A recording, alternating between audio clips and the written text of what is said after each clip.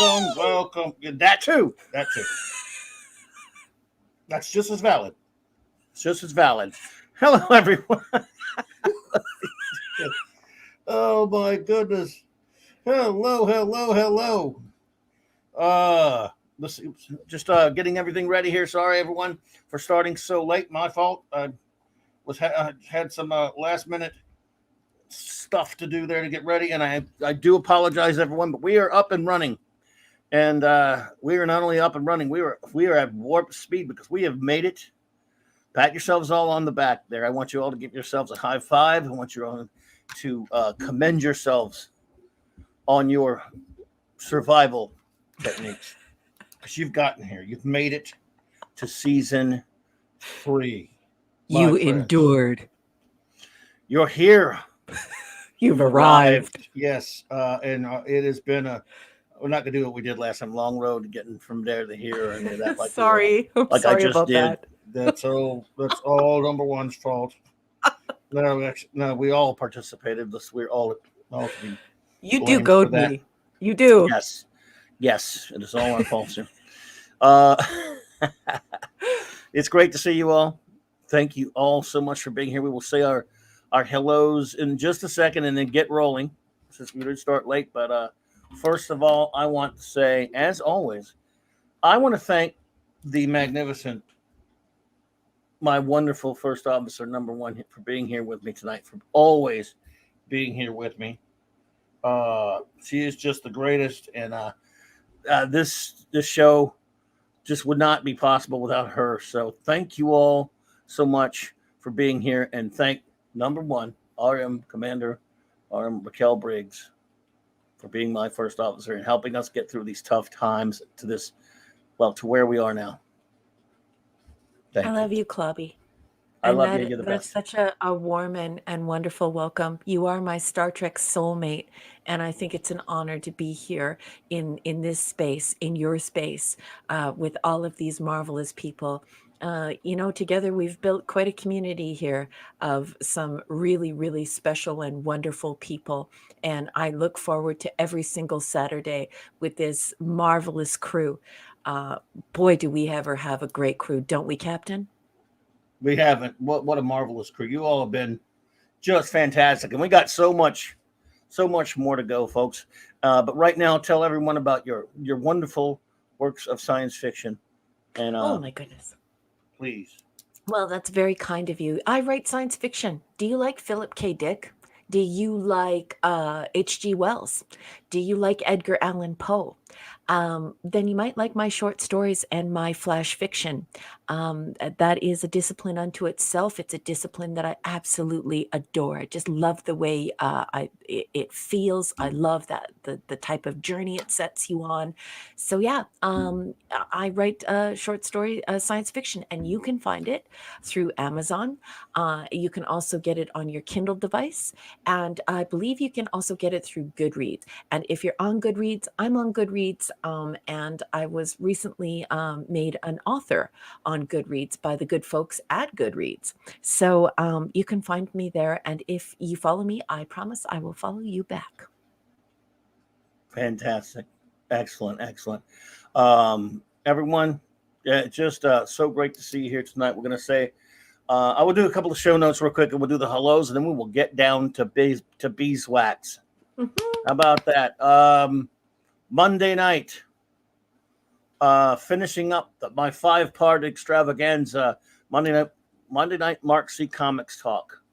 The great team up books. First week was World's Finest, and we're doing it in chronological order, of course. Brave and Bold next, then Marvel Team Up. Then this past week, the great Mark D with the C and I had a wonderful time talking Marvel 2-in-1, and the great J Man will be joining me at a special early time this next this one Monday. See if I can tell it because I forgot the time kind of threw me off. It'll be 6:00 p.m. Central Standard Time, 7 his time, for DC Comics Presents the final of those books. And so just wanted to thank you all so much, and all kind of fun stuff planned coming up in October. Really looking forward to that. I got a lot of stuff planned. as far as comics, and we have a new show that we debuted this past Thursday night. The Global Geek Gang will continue every day. Every day I can do it. I promise you that. But and when it does, there'll just be 2 days on that day. Excuse me, 2 shows on that day. Damn it, sorry. And so our new show, of course, it is going to be the trio of myself, my wonderful first officer, and our great friend Mark D with the C. I see him there in the chat, but I know he's out. You're out in the woods and out in the sticks there, brother. Good to see you. Clobby's Clubhouse. Who knows? Maybe we'll rename it. I don't know. When I think of an actual real name, but I really did it on 2 hours notice, and so many of you showed up on Thursday night, and it was phenomenal. It was phenomenal that you all, how many of you popped in on that short notice. Thank you so much, all of you who did.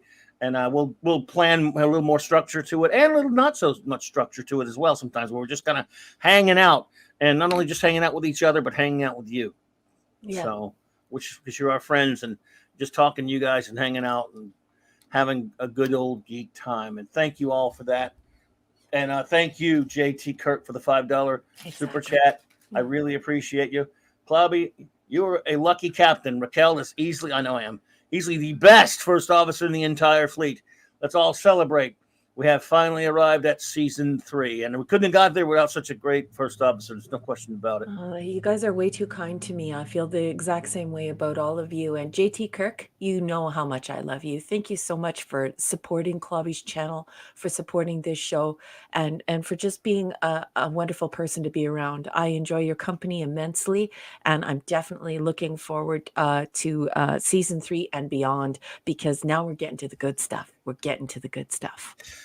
Yep, absolutely. We're looking forward to this, and we're going to try to burn through these hellos and acknowledgments as quickly as we possibly can at warp speed, and so we can get to the episodes. So, but we do this because we just love you guys hanging out with us, and can't do it on every show, but on Saturday Night Star Trek, it's a tradition here. And if there's ever 5,000 people, we'll have to think of some way to do it, because we want everyone to know that we love you being here and we appreciate you. So, yeah. Big shout out to the aforementioned, the great Mark D with the C out there in the sticks. If you're making those boys watch any Star Wars again, I better not find out, dude, that it's fake Star Wars. I better be real deal. Just saying. He always does Star Wars projects too. He's a scout. If you're wondering what Mark's doing out in the woods with kids, and you have no idea what we're talking about, Mark is a scoutmaster. So it's dark where he is now. There are probably bears. He's training a bunch of young men how to camp and how to survive. And he usually does these Star Wars projects. So I wonder what he's doing tonight. I wonder what he's up to tonight. I do see him in the chat, and I'm thinking to myself, where are you getting your signal? He is an engineer, and he's a miracle worker. He is. So there you go. Chief engineer. He's the chief engineer of CLOBBERIN Times. Also with us, thanks for the super chat, Mr. The Great Eric K, Wrench Master Supreme, and the Bronze Surfer. $2. I would be under Clobby's flag any day. P hard no. Thank you to the great Eric K. Good to see you, brother. I appreciate it. Thank you so much. Yeah. Thank you so much for that super chat, brother. Appreciate you. The great Lord Balthus here, LT. You're gonna tease me tonight, because I'm gonna say something that you always tease about a top episode, but that's what it goes. And Mrs. LT, if Mrs. LT, if Mr. LT, if Officer LT is broadcasting this as a podcast on the television, and you can hear us all, we're saying hello to you as well. Hello indeed. The great Snortapoopas Cuber. Snortapoopas! Cuber.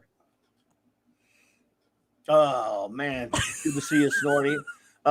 Thank you, Just Joe Jobber. The great Jobber is here. With a $10 super Jobber, dude. Thank you so much, man. I don't know what to say, buddy. You're good pal. For $10 says, thanks for going through season 2. The classics like Q Who and The Measure of a Man, a good like The Emissary, A Matter of Honor, and the awful like Down the Freaking Hillbilly Ladder. Yes.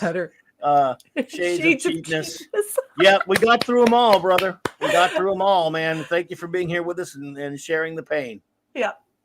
Because, misery's really does love company. Let's just Yep. be honest. It's part of the human condition, isn't it? But anyway, thank you, Jobber, bro. Appreciate that, buddy. You're too kind, man. You've been a great friend. Jobber has been a fantastic friend at CLOBBERIN Times. Yes. Way before when it was before it had the S on the end of the name, if you know what I mean. Before it came to YouTube for many years at my old haunt at Blog Talk Radio. So, Flash and I have had so much fun hanging with Jobber. He is the man. He is a distinguished friend of this show. Yep. The great Phantom Outsider. Hey, nice to see you. The wonderful Felicianos, Raymond and Sandra. The great Felicianos. Good evening, Sandra. Good evening, Raymond. It is so good to see both of you. Thank you so much for joining us. Great friends to this community and great friends to this channel. Great friends indeed. Nirat Anaxamanda Bear. Nirat Anaxamanda Bear. Hey, Anaxamanda Bear. I know how to say it now, Nirat. I hope I'm getting there for you. Thank you so much for being here. The wonderful Janet from another planet. It's so lovely to see you, Janet. Interplanet Janet. She's a galaxy girl. I love that. I love Janet. I love seeing Janet. She's lovely and beautiful, and I get to hear you sing that. It's always a win-win with Janet. I love that. Captain James T. Skywalker, what's up, my friend? Great to see you. Good evening, sir. Good evening, sir. Indeed, sir. Enigmatic Drop Bear. Enigmatic Drop Bear. Such great comments, always well-wrought comments, very insightful, very salient. Looking forward to your company this evening. Good evening, sir. Indeed. Oh, buddy, Pat S., thank you for the $2 super chat, my friend. Welcome to Saturday Night Star Trek, bro. I wanted to donate 60 cents to the YouTube in your name. Well, thank you, buddy. Hey, man. Thanks, Pat. That's a lot more. It means way more to that than me, buddy, because you're here. And that's what it means to me, bud. Thanks, man. Kal-El 48. All right, bro. Always a pleasure, my friend. Great friend of the show as well. Snail Messiah. Hello there, Snail. Good evening. Good to see you. The great JT Kirk. What's up, brother? Good evening. Zathras is here. And Zathras says, damn, Zathras no like Star Trek, but hang out anyway. Because Babylon 5 is better. Oh, wait, now they're rebooting it. Now Zathras confused. Zathras say, don't reboot. Zathras say, screw you, JNS and CW. And Zathras, by request, crap. It's crap. Oh, my goodness. JPR, PH, I'm going to say Jean. Welcome, Jean. Can I say Hi, JP? John. Maybe I can say JP. JP. I'm going to say JP to shorten it there to make it roll off quick. JP, thank you for being here. How about that? Yeah. You say Jean, though. That's called. You can say Sean. Yeah, Jean. I think that is his real name in real life. I think it's Jean-Philippe and JP, but I think anglicized many fellas choose instead of Jean, they choose John. It's easier for English speakers to say. But I think that JP likes JP or John. He's not fussy. He doesn't mind at all. Cool, and I'm just glad you're here, JP. Let's see here. Michael Beacom. All right, Michael Beacom. Great to see you, my friend. Thank you. Of course, it would never be Saturday Night Star Trek or any other Clobbering Time show without my fantastic, great old friend, Steve Mitchum, Maddie's daddy, brother. Conan in Vegas with the prettiest daughter in the whole wide world. Good evening, Steve Mitchum. So good to see you. Indeed, sir. 1903 TX. Welcome. Good evening. Alaric Harrowson. Hello. And they call him Scuba Pete. Scuba Pete! And What's Leslie. up, Scuba, and buddy? family. And I talked over you there. Yes. And family. Absolutely. Well, thank you for that. Mr. Tickle Trunk, $5 super chat. Mr. Tickle Trunk, welcome. It's always great to see you here. And I appreciate you so much for that. I'm just trying to drag out this intro as long as possible. Wow. We do enough of that, man. But we appreciate you. We're getting there, folks. We're getting there. We're going faster, a little faster than usual. Decepticon, welcome. Hello. Indeed. Let's see here. the Catman, aka Dee Myers. Hey, Didi Myers, Welcome. so nice to see you, Catman. He's going to Catman Boo. We're great to see you, Dee. All right, Catman. Your Muslim uncle. Hello, my friend. I hope you are doing well and your wonderful mother is doing well, my friend. It's great to see Yeah, you here. for sure, Thank for you. sure. I hope Th- his mom is feeling better because she wasn't feeling well, and he sure let us know. And I know the entire community rallied behind him with and his whole family with good thoughts and prayers. So yeah, I hope she's feeling better. I hope she's on the mend. and thank you so much, Mr. Tickle Trunk, for that other one. Thank you. You Good can't evening, keep it Mr. going. Tickle Trunk. And thank you for that one as well. You're too kind, my friend. I love it. It's funny. Indeed. Hey, the great Max Redstone is here. Hey, Max. All right, brother. Good to see you. Thank you for that super sticker, sir. Appreciate you. Good to see you here. We're almost there, folks. I promise. Terrell72.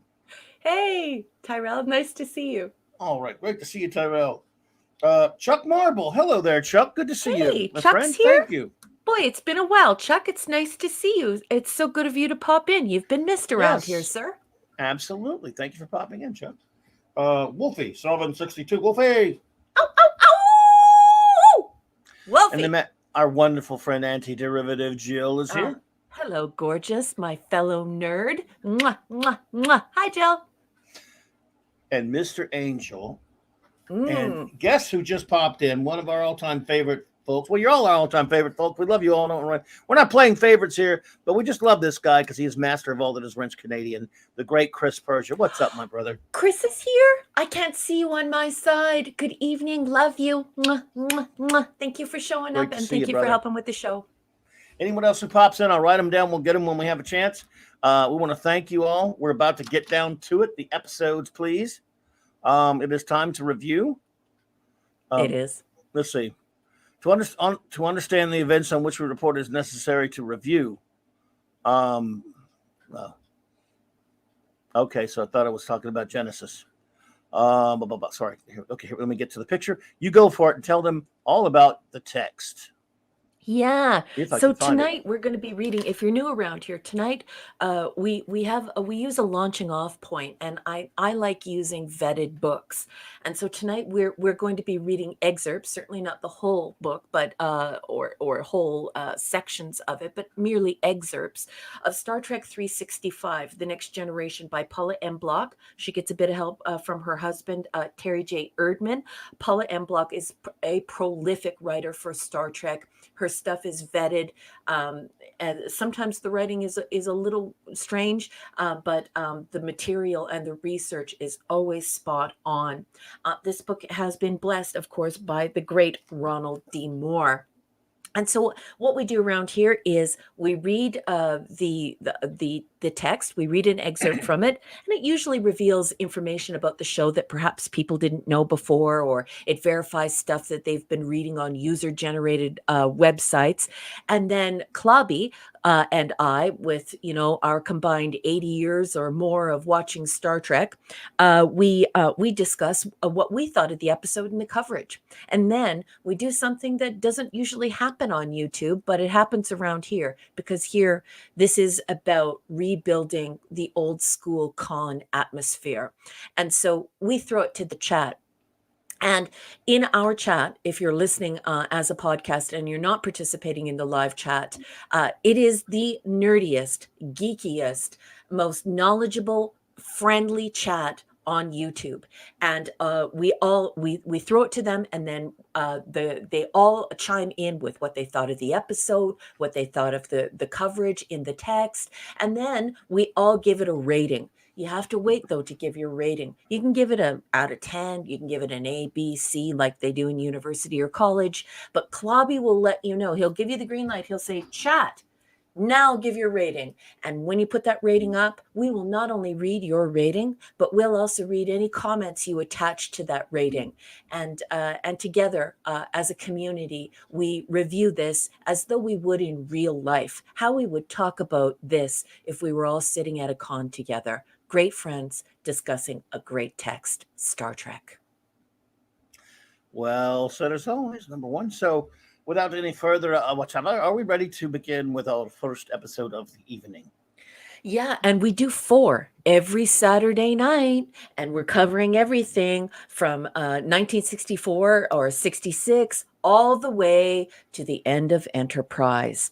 And tonight we have managed to get to season 3, episode 1, where the first episode this evening is Evolution, season 1, episode 1.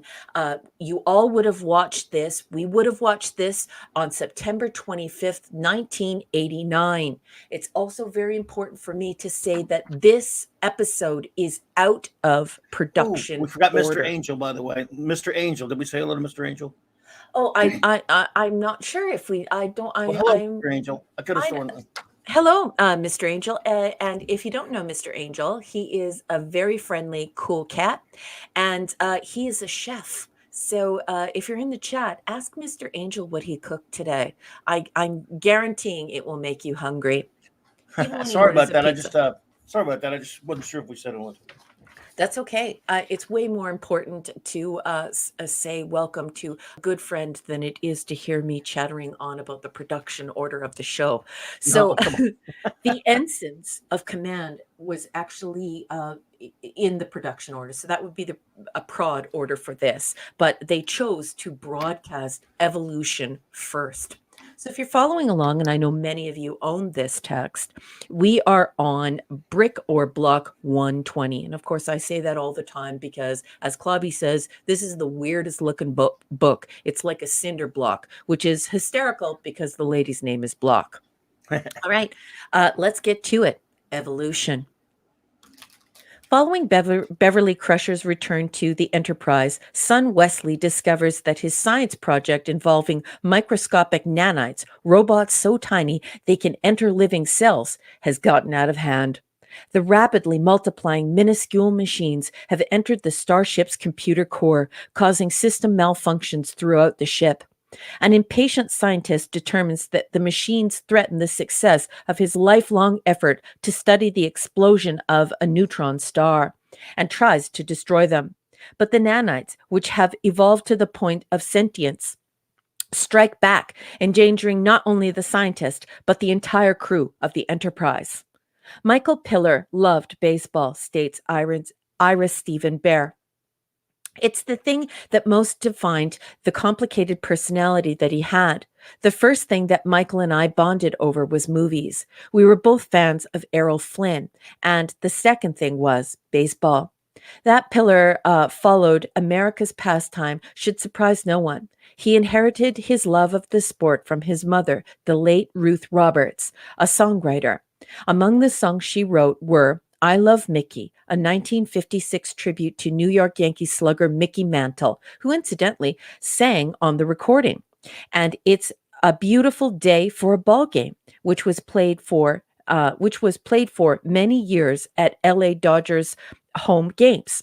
Perhaps most significant was her 1961 composition with Bill Cates or Katz, Meet the Mets. For 50 years, the official theme song, of the New York Mets. Clearly, young Michael grew up in a household with more than a passing awareness of the game. All of which brings up a very odd question. The first thing Michael did in the Star Trek episode he wrote was to say that baseball no longer existed in the 24th century, Bear notes. And I was like, wow, Michael, you're just going to kill the thing you love? Why? And he always laughed. I told him, Michael, that is the strangest thing I've ever heard. But he never gave me an answer as to why he did it, Bear says with a sigh. Michael and I, over many years, went to many baseball games together. Most of the socializing we did consisted of going to baseball games, but he could never articulate why he killed baseball. That is a mystery. Piller passed away in 2005, the mystery unsolved. And there are 2 tiles here, one discussing how Ronald D. Moore became a regular writer on the show, and then another discussing the costumes Would you like me to read the costume one, or would you like me to read the writer one, where we find out what happens with Michael Wagner, Hill Street Blues? I like the writer one actually because I like both of those writers. I have a reason for liking them both. Okay, great. But it's Because up to you. that's the one that I chose too. I don't pre-read any of this stuff, guys, because I like it to be fresh and I don't have time to like practice it. But I did skim this one and I really like it, so I'll do it. So to keep us copyright compliant, remember I am reading from the block text, and I am now on block 118. As the season began, Michael Wagner, an Emmy Award-winning veteran of Hill Street Blues, who'd most recently developed the science fiction series Probe, took Maurice Hurley's position heading up the writing staff. Of course, he took it from Gene Roddenberry, right? It was, to say the least, a tumultuous time. Sorry, tongue-tied a little bit here. Hurley had left behind nothing that was ready to shoot. While the holdovers on the writing staff, Hans Bremler, Richard Manning, and Melinda Snodgrass were working on new material. Wagner needed to hit the ground running. He had a story idea in his head, but he needed someone to help flesh it out. On impulse, he called Michael Piller, with whom he'd worked on Probe. Primarily a writing producer, his shows like Simon & Simon and Miami Vice to his credit, Piller hadn't worked as a freelance writer for some time, but he liked Wagner's story idea and agreed to turn it into a script. But change was in the air. It didn't take Wagner long to realize that he wasn't a good fit for TNG. He got 2 other stories started, The Survivors and Booby Trap, and then bowed out. Wagner only stayed a few weeks, Eric Stillwell recalls, and for a brief period, there was no head writer. Pillar's script Evolution was very well received by TNG producers. Given his experience in the business, it made sense for Roddenberry and Berman to offer Piller the job as head writer, which Piller accepted. It turned out that Piller was exactly the frontline officer the show needed. TNG's 3rd season is looked upon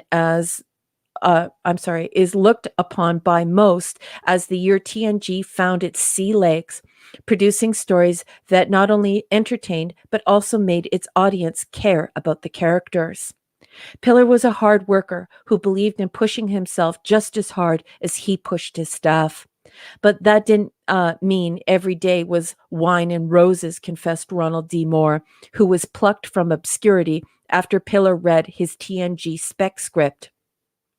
Michael's hallmarks were his earnestness and his complete lack of guile, explains Moore. He didn't have a deceptive bone in his body, and he had a big heart, however. Moore pauses. He used to be a suit and a network censor, and there also were those aspects to his personality which sometimes drove the writers crazy. Michael had a tremendous work ethic, recalls Ira Stephen Bear, who ran the writer's room for much of the 3rd season. He refused to let the show get away from us. He wouldn't throw up his hands and say, "This is undoable." He supported good times, even if ultimately those ideas were shot down further up the line. And he wanted the show to be interesting. He disagreed with people, but they knew that it wasn't nothing personal. Oh goodness, the grammar. It was business. It wasn't nothing personal. Wasn't that personal? Yeah, it was a family business, Moore added. And Michael was one of us. He wasn't one of them. We had an us and them sort of mentality. And everybody out there, Moore said, laughing, was trying to screw us. Michael was our head writer, and we respected him. And that completes the coverage on Evolution. What did you think of the coverage that I was able to read, because the rest of it is too lengthy? And what did you think of the episode, Captain? I have a lot to say about that coverage. First, I will say hello to Mega Cropper. Yay! Good welcome, and Minimus Prime, aka Claude, is here. Good evening. And our buddy Hungry Boy. Hey there. Yay! Always great to see you, Hungry Boy. It's great to see you all. Thank you all for being here. You click my buttons when you say the actual title of the show is Isaac Asimov's Probe. One of my favorite things in life, a show that no one loves but me. I knew you were going to no one has chime in on even that. seen but me. Yes, only 7 episodes of pure television greatness that belonged to me. As a matter of fact, I think it was only produced for me. That show was made so that only I could ever watch it and like it. I think that really happened. Michael Wagner and Michael Piller both worked on that show. Michael Wagner co-created it, and I love it dearly. And I think so. I think they, that could be. I'm sure that's a gigantic contributing factor to the turnaround for this show. Mm-hmm. Those two individuals. So, Max Redstone, you said you saw a probe. Well, who gave you permission to watch my show, buddy? Well, I'll allow it since it's you, man. Max, hello there, Six. He is a hardcore Probe fan, and if you watch the Global Geek Gang, you will know that Clobby has been trying to get all of us to watch Probe. And as soon as I can get to it, I have to finish B5, though. Zathras is waiting for me to finish B5, and I'm enjoying the heck out of it. But as soon as I'm done with that, I have so many other things that I have to watch. Probe is definitely on the list, though. Probe is definitely on the list. I am a freak for Isaac Asimov's Probe. It's my top 5 all-time favorite shows.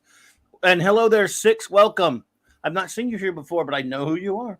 I think I do anyway. And it's great to see you, my friend. But yes, well, Michael Beacom says there was no coverage. You just talked about baseball. I didn't see it that way. I didn't really didn't come off that way to me. It seemed like some coverage there. They mentioned that he does like baseball though, or he did the late. Yes, and Michael Beacom, that's the thing as well. The old TV show Search, the pilot for it was called Probe by Leslie Stevens' show, which was a great show, by the way. But Isaac Asimov's Probe was 1988, 7 episodes of greatness.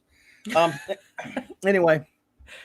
I beg your pardon, Captain. Decepticon remembers. Yeah, I was just going to say Decepticon77 says, I can't believe somebody else remembers Probe.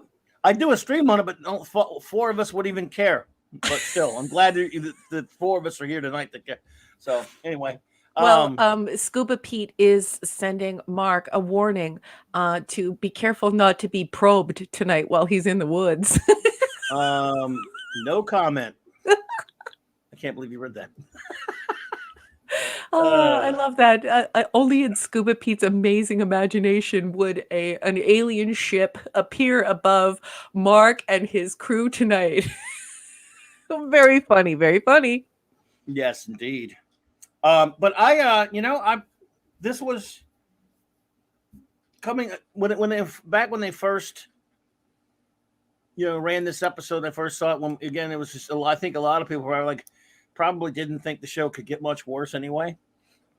And this is, you could just call this episode the Star Trek episode with the Scrubs guy. But the doctor from the Scrubs, whatever. What was his name? Doctor what? He was pretty funny on Scrubs, though. Ken Jenkins. Scrubs? Yeah, he's a good actor, too. He was hilarious on Scrubs. Like, he was, what an a-hole he was. Thank you so much for the $2 super chat for the great Eric K. Globby says Wesley is God. He creates life. Well, he did. Well, he did, didn't he? Eric, so there you go. Eric cheated off my paper. Eric, you're not allowed to look at my paper. Stop that, Eric. You're looking at my notes. You Thanks, cannot Eric. look over my. Don't look at my notes. And if you do look at my notes, you don't reveal them before I've read them. Love you, Eric. Steve mentioned. Did you say D Bud is here? I didn't see him. I must have missed him. So hail to the great D Bud Martin. I did not know you were here, brother. Good evening.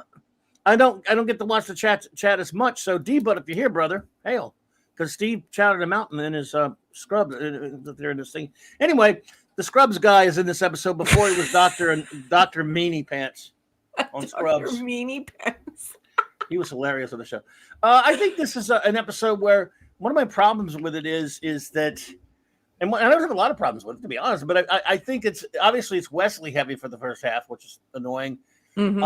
But I have always said this, no matter how much I hate Wesley, folks. There you thanks. Good to see you, man.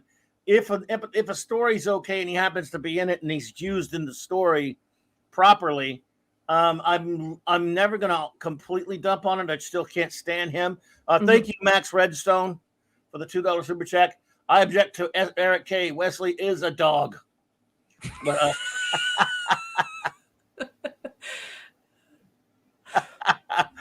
oh man! But I love you, Chris. Well done, Max. Oh. Chris Persia, you the man. So For this story to happen, you needed some stupid little kid to do something dumb with the nanites, I guess. On balance, I'm going to give this episode some points for at least.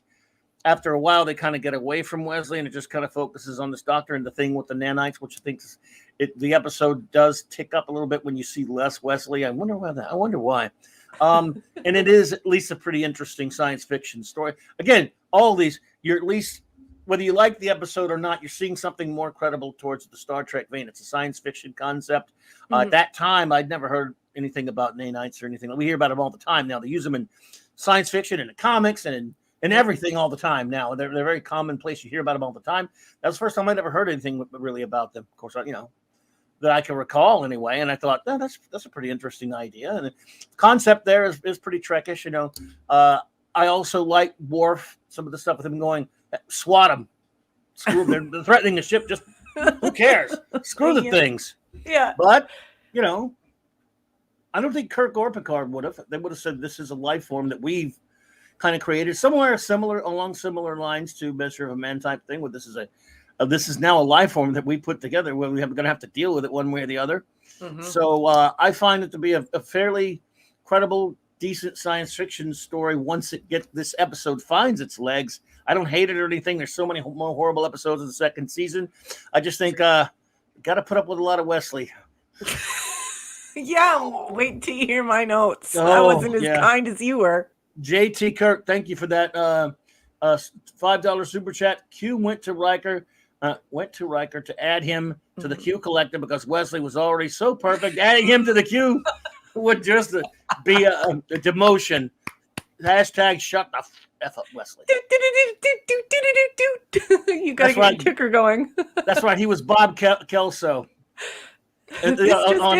on Scrubs. Hi, I'm Bob Kelso, and I like whores. Whoa! Oh, that was hilarious. That's true. He was. I don't know if you ever saw that show. Ted Millich. Welcome, Ted Millich. Good to see you. Okay, so anyway, go on with your show notes. Okay, well, I wasn't as kind as my boss. I do love my boss. He is You're my so captain. mean. You're such a meanie pants. This one, okay. So many of you know, I rewatch Star Trek from beginning to end, the 735, every single year. And so I was wondering, how am I going to do this review? And Clubby and I wanted to keep it organic. And so not only did we want it to have a con feel, like something that we'd say over lunch at the con, but we didn't want it to be too formal. So rather than doing a review, I take notes when I watch the episode. Thank you, Jill, by the way, for the $5 super chat. We'll get that so we can keep the chat going. Wesley teases that he'd rather be at the Academy in this episode. Us too. Oh. Yeah, Jill, we would like him to be away as well. Thank you. Okay. Sorry about that. Go ahead, Amor. No, not at all. I love it when Jill interjects. Okay, you, so Jill. Gates McFadden is back. Everyone knows there was a letter writing campaign. People were really upset about the way that they approached the Pulaski character. She was too much like McCoy, but was really like rude to our wonderful Pinocchio, and it hurt people's feelings. They didn't like it. Pulaski didn't have the same relationship with Data as McCoy had with Spock, and it just didn't work. And so Gates is back, and everyone is happy. You'll notice that in this episode, the two-piece uniforms appear. This will not be the final two-piece uniform. This is the 3-panel front. And I always write, I write in all caps, thick. They're so thick. The uniforms are so thick. You can see everyone is just perspiring like a lady of the evening in church. Very, very, very thick uniforms. This is too much Wesley already, and we're just at the beginning of the episode. Yes. I love it when Stubbs tells off Troy, turn off your beam into my soul. I love it when he says that. He was pretty funny. Yeah. Wesley stole some nanites. Apparently, he's just improvising. His cheating lesson was learned, and he's sure he'll get an A. He's a god, mysteriously creating a species. How did Crusher leave her son for a full year when she's this needy and clingy? Nothing wrong with being a needy and clingy mom, just not the kind of mom who simultaneously leaves their minor child on a starship. Uh, Data says conduit instead of conduit, which I think Really? is hysterical. Whoa. My husband's family is Jewish, so hysterical for me. Where are the Jews? Where are the Jews? Are they here? Where are the Jews? Guinan says species, which is my personal pet peeve when you're saying species, because of course there is no ch or sh in Species? species. However, I will say this: there are over 7,099 languages in our world today. And English is a universal language. It's made up of many, many languages. So I'm not somebody who gets too hung up on pronunciation, especially because in English, usually there is an original pronunciation and it doesn't sound anything like the anglicization of it. So I'm not picky on pronunciation. It's just species for Species? species has Weird. always been a pet peeve. If you are very careful, and you are a super sleuth, you can see that Scott Grimes from the Orville is Yeah. at the table in 10 forward with Wesley. And all you have to do is think about Scott Grimes' character getting his leg cut off, and you just think, hey, imagine if that happened with Wesley. This is this Or is like too his much. head. Yes. This is too much like Home Soil for me, which is, of course, season 1, episode 18, where we have the soil crystalline life forms during the terraforming of Valara 3. So I think it's a little bit too much like that. And it's obvious the reason why, because the writing stores were empty. Hurley, he ushered Gene Roddenberry into retirement and then, didn't take very good care of the writing department. So yeah, not a big fan of this episode. It's not horrible. It's season 3. We're out of the weeds. We're on the road, but not a fan. I got you. Yeah, I thought it was just so. I thought it was okay. I like some of the stuff with the nanites. And again, the last half of the episode, when you get a little bit less Wesley going on, well, so much the better. I kind of like the Stubbs character. Okay, he was like Dr. Kelso, but not being really mean. But yes, again, it after those again, this is going to be a problem, folks. Just one thing. Thinking about the show from all those years ago, when you're doing it on a weekly basis now, for a week, in fact, and you've been through those 2 seasons, it's gonna color things a little bit when you see an episode that doesn't make you want as angry as other ones do. In other words, when you go, I mean, when I don't have like a list of things that really made me sick, when I'm just kind of like an episode that's just sort of okay, that doesn't really aggravate me a lot, I'm gonna tend to probably be a little nicer to, I guess. Yeah, and Eric and I are in the back row, throwing popcorn at your head over the fact that this episode basically turns Wesley into a god. And now I can hear the Megadeth sound in my head, right? Or song in my head right now. You're a god. He's a god now. So Eric By the and I way, are throwing popcorn at you. Scott Grimes, he had a scene that was cut out too that would have been that was in there. Oh, I did Again, not he know had a that. bigger scene, and we actually had. I mean, you could see him; he had lines and stuff, and got cut out. Yeah, yeah. Okay. Well, what is your rating for Evolution? I'm gonna say like Evolution. She's in. Boss, I gave it a C+. Wow, so did I. Oh, good. Yeah, yeah. I mean, but see, again, we're coming from a lot of C minuses, was C minus being a decent halfway episode. It didn't make me want to kill anybody. And Yeah. D's and a lot of D pluses and D minuses and then F's. So I don't know. I thought this was okay. I didn't really. Again, I don't like the Wesley crap either. No. I But we did don't have to deploy the poop Zamboni, and no. no raspberries are required. It's And got some suck, but not. It doesn't fully suck. it's It's not not a as full poopy diaper. well. It's not unbelievably stupid like Home Soil or some of the other ones that have ridiculous Mhm. things in them. It doesn't have Yep. anything outrageously ridiculous. Just like, and that's at least feels more like a Trek idea than a lot. But anyway. So I will ask our wonderful chat now. What is your rating and any comments you may have on the episode Evolution.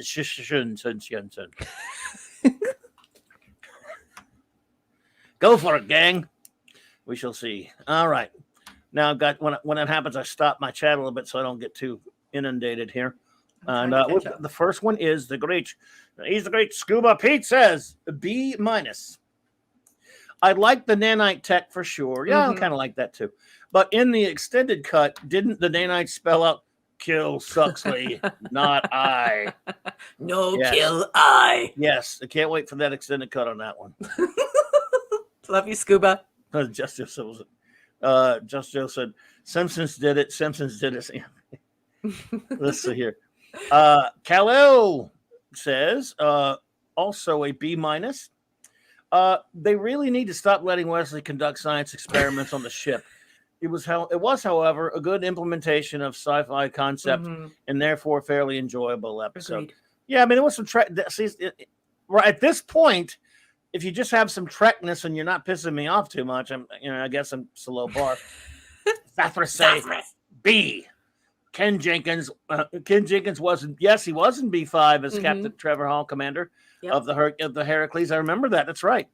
Great. And you said Heracles correctly. I love you, Clobby. You didn't say Hercules. You're the best. I love you. But look, he spelled it that way, though. Yes. And Zathras, you did not put Hercules. You put Heracles. How much I love you, Zathras. This is great. Every Greek at home is smiling right now. Bless you, sir. Bless you. Well done. Wesley was said to be Stubbs as a kid. That sucks, but this starts a great season. Zathras has spoken. Well done.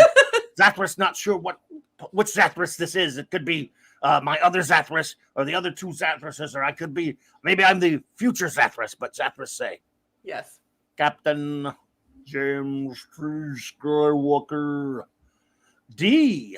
Two. Wesley gets it wrong. He doesn't get an A for this episode. Yeah. Hard to imagine this episode without Wesley. I mean, it's hard to imagine Geordi or Data would let an experiment get out of control. Yeah. Well, they've done some dumb stuff on the show, too. Yeah. I was particularly annoyed by the fact that he says that to Guinan as well, Captain James T. Skywalker, and that's why I put it in my notes as well. I was particularly annoyed. I always get an A. Well, shut up. Captain James T. Skywalker, I'm not seeing you part 2.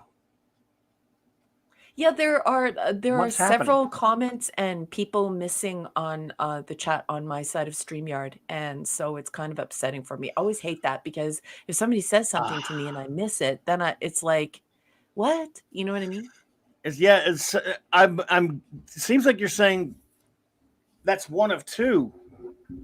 But I can't find the other one, Captain James T. Skywalker. But if I come across it, I'll find it, buddy. Sorry. I don't know what the deal is, man. You know how this StreamYards was really wonky last week, and I guess it looks like it's going to be this week as well. Snorta Poopas, 104. Wow. C+. One of Wesley's experiments almost destroys the ship, and Wesley is airlocked. Then I woke up and realized I was dreaming. Yeah, well, you can't have everything. Where would you put it after all? It's nice to have Dr. Crusher back, even if she's acting like a mother hen towards her precious idiot savant son. Snort. Wesley's faux pas is probably much ignored. Without further ado, I suspect Picard went easier on him than he normally would because he was really feeling mellow in his new uniform. Well, maybe I love that you're bringing that up because he complained profusely about having to wear spandex, and he said that he even had to get a doctor's note from his chiropractor in order to get out of wearing the uniform. Because, of course, Gene Roddenberry loved the stirrup pants and loved the really sleek, futuristic look. And he bitched, whined, and moaned about it until this transitional uniform and then eventually the final uniform. But, yeah, it's just unbelievable. I mean, he was in stirrup pants that were spandex. It wasn't, and he was saying it was pulling on him.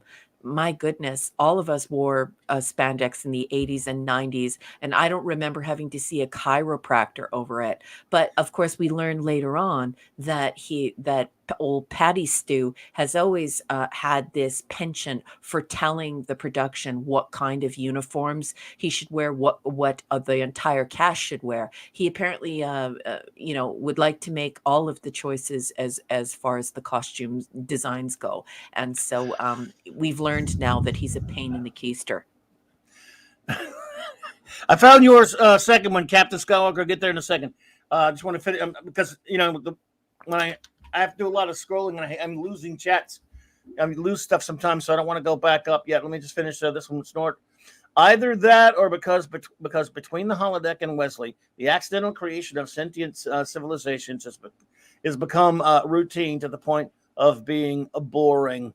And the second part of Captain James C. Skywalker's comments for the writer room to too bad DC Fontana and David Gerald didn't come back. Well, there you go. Mega Cropper says a B.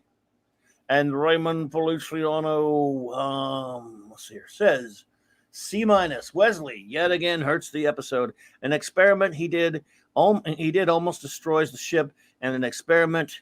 Mm-hmm. And a scientist being a petulant child really hurt this episode. Yeah. I agree, Raymond. J.T. Kirk says C+. Not a great way to introduce season 3 to a prospective new audience. While small in the third season of a show, it is not insignificant. Mm-hmm. I would maybe slot Who Watches the Watchers here instead. That's a very, very good point. I totally agree because the choice was there, right? You should have done that. Absolutely. Yeah. That's great. That's great input. Max Redstone, B+. I sentence Wesley to spend 200 years at the home of the nanites until the next neutronium explosion. I do, and have always liked the quantum change in quality from season 2 to season 3. Yep. However, I cannot get around the fact that, one, this was centered around Wesley growth. Yep.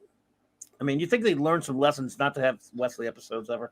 And two, was Beverly Crusher reasserting her boobs back into motherhood 1,000%. Oh, there's another one. So you can find your other one here. I agree. Wesley effed big time and almost led to the destruction of the ship and failure. Why is he not held to account for this? Mm-hmm. You got me, brother. Mm-hmm. But I'm with you.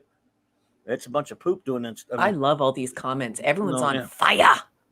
On fire tonight. Let's see. Claude says F, but Ken Jennings pulls it up to a C-. Yep. My name is Dr. Kelso. Are you ready for Enigmatic Drop Bear number 1? Yeah, let's do it. What is Enigmatic Drop Bear got for us this week? Oh my goodness. Okay, so it's 1 of 6, and he has given the entire episode a D+. To test the resilience of Star Trek fans, the series producers decided to follow up season 2's slipshod shambles of a finale with a season 3 premiere focused on Wesley Crusher. Yeah, why? 2 of 6. This time, the reoccurring obsessive, overbearing expert character was used to boost Wesley's ego. Just in case the narrative left any doubt about Wesley's genius, he called Wesley Wunderkind. Yep. 3 of 6. About the nanites. 1, they had control over the ship's systems, so didn't need to negotiate after they had control of data. I know I think about that every time I see it as well. Like, why would they relinquish data? They could have quickly killed the crew, then made their own destiny. Totally agree. And it's something that takes you out of the action of the story. It's something you actively think about. So I totally agree. Mm-hmm. 4 of 6. 2, they were presumably used for medical procedures. So it seems plausible they could have chosen to infect the crew as well. Perhaps Wesley prevented this as part of his experiment. Yeah, I love this. 5 of 6. Wesley sets traps for the nanites in 10 forward. Seemed like a contrivance to weave Guinan into the Beverly Wesley reunion story. Yeah. Yet it's a little ham-fisted. And Yes. 6 of 6. Star Trek never revisited the nanites, so we don't know what became of them. That could have been an interesting story. Maybe they went on to become the Orville's Kalons. Ooh, enigmatic drop bear. There you go. Sweetheart, take a bow. That was excellent. Excellent. Excellent indeed, sir. Well done, sir. Phantom Outsider C for the episode. A for the nanites trying to kill Wesley. But cause Wesley made them, they were programmed for failure. Whoopi wasn't mispronouncing, she was slurring her words. Check liquor. I love it. I love it. Wow, it always takes. I got to find your next one. The next one's not. Okay, his next one's not there. So take your time with it, buddy. I'll get your next one when I see it, but it's definitely not showing up. Scuba Pete would like us all to know that that everyone loves a good ham-fisted and cheese sandwich. Yes. Oh, maybe I missed it. All right, everyone. Having some trouble. Scuba. Something's happened to my chat. Oh, that's okay. Everyone will sit tight. Everyone will sit tight. Wow, is it that far back? Oh my goodness. Phantom. Scrolling, so I had to scroll. I must have scrolled too far. Okay, I'll try to get to your next one as soon as I can. There, Phantom. I can't find it. I mean, maybe you didn't put it there yet. I went to the bottom. Sandra Feliciano says B-. Why is Wesley still allowed in the lab? That's a good point. He keeps leaving his experiments unattended. He thinks cheating is winning. Is he a Karen in disguise? Well, that's a good point. Yeah. When you cheese off the masters in nursing by constantly leaving your experiments unattended, you're in deep trouble.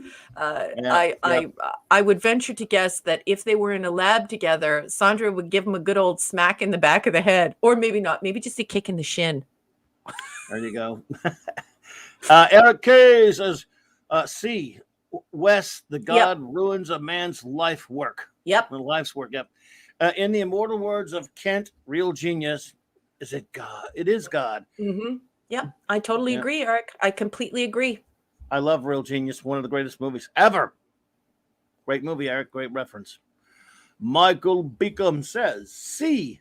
It's like you're watching a collision of old, worse TNG with a new influx where they're at least trying to make real science drive the story. Literally mixed results. That is absolutely perfect. Yep. Indeed, sir. Yeah, I love that comment. That's a great comment. Be seeing you. Yes, indeed. As Catman, aka D Monitor says, I thought it was an okay episode. Had that there was too much Wesley in it. Yeah. Okay. Yep. Well, thank you, Catman. It is a Wesley episode. And too I much agree. Wesley. Yeah, too much Wesley, of course. Wolfie 762, 1 of 2 rating. Let's see here. C, rating C. Ever heard of ants in your pants? Get ready for nanites in your tights. This episode is kind of forgettable. I feel like there are too many A, B, and C stories going on here. That's a very good point, sir. Yeah, Wolfie doesn't like that. Like the nanites, Poop Zamboni has the tarp over it still.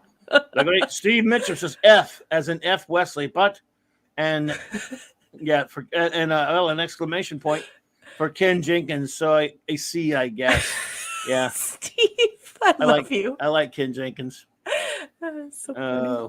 And here you go. Number 1, the wonderful anti-derivative Jill is up. Oh, okay, let's do it.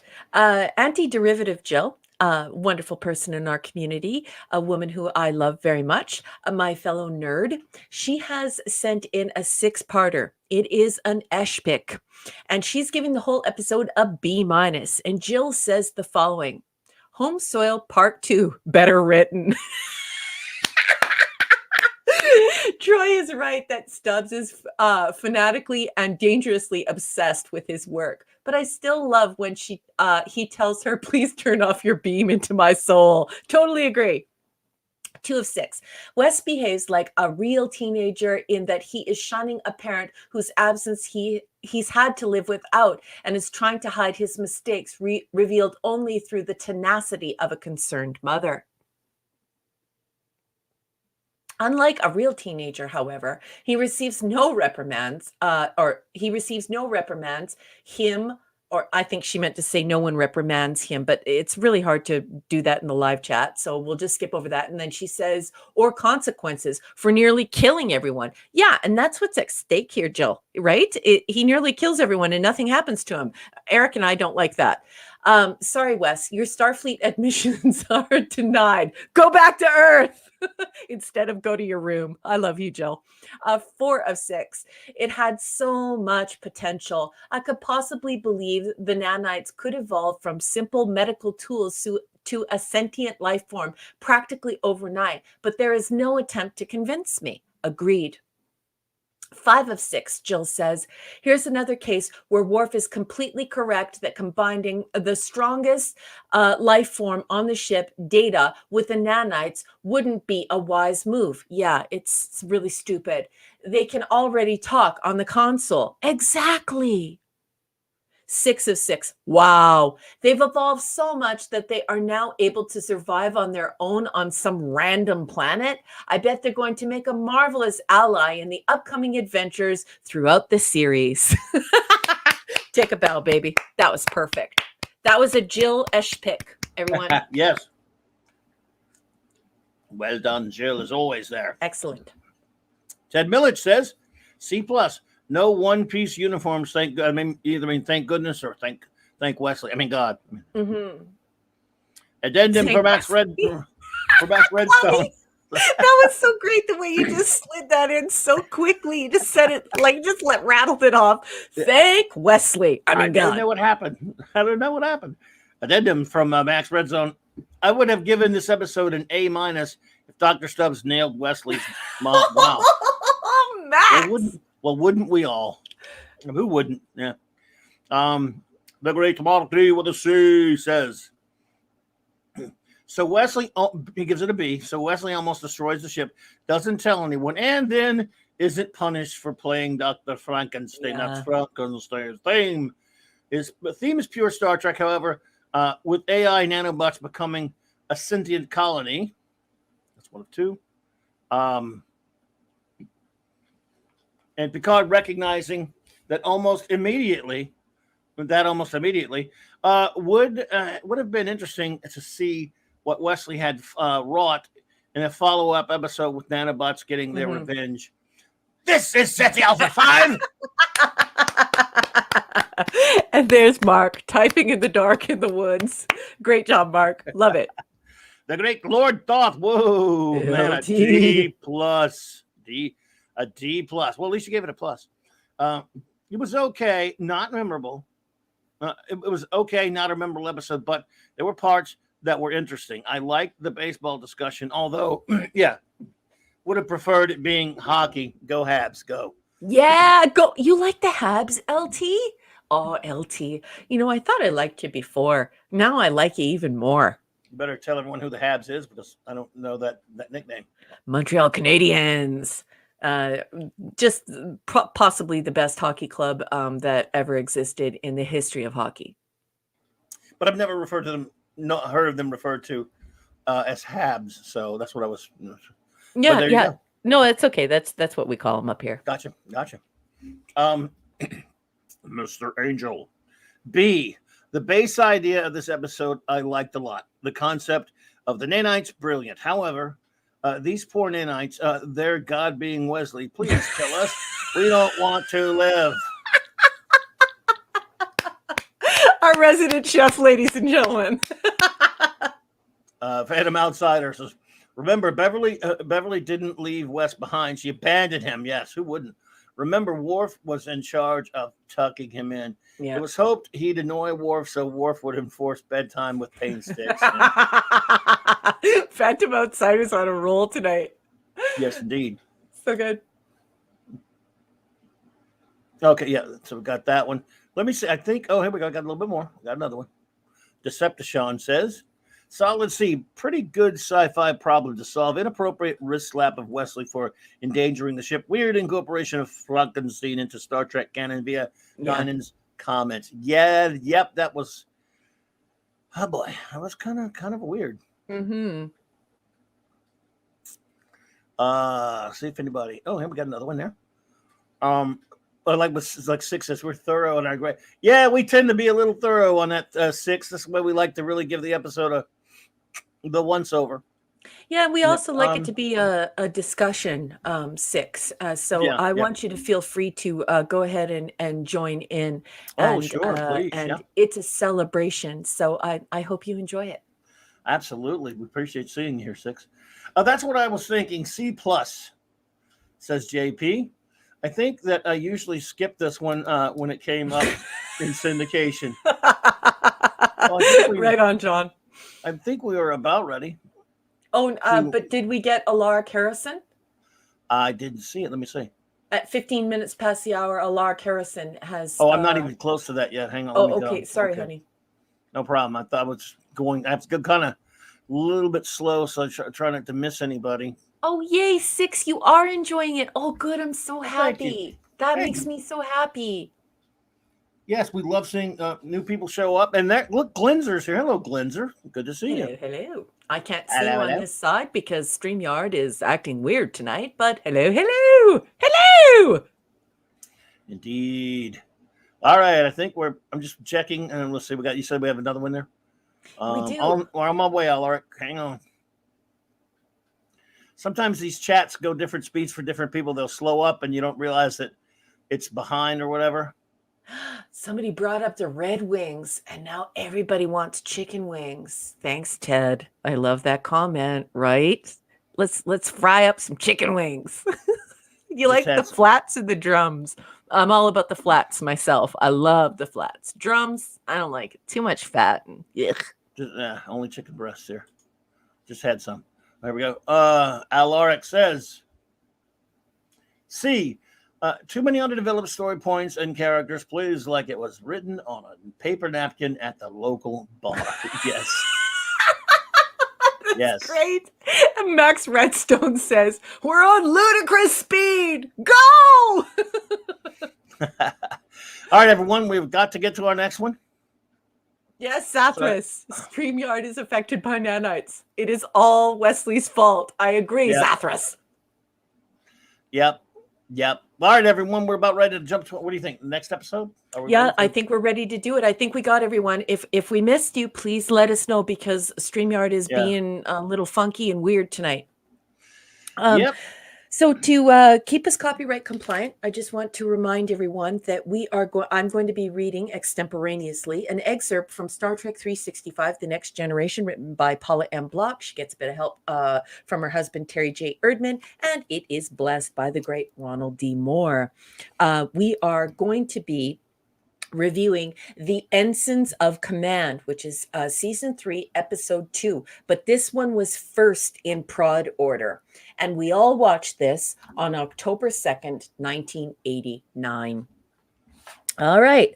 So here we are, and we are on tile 119.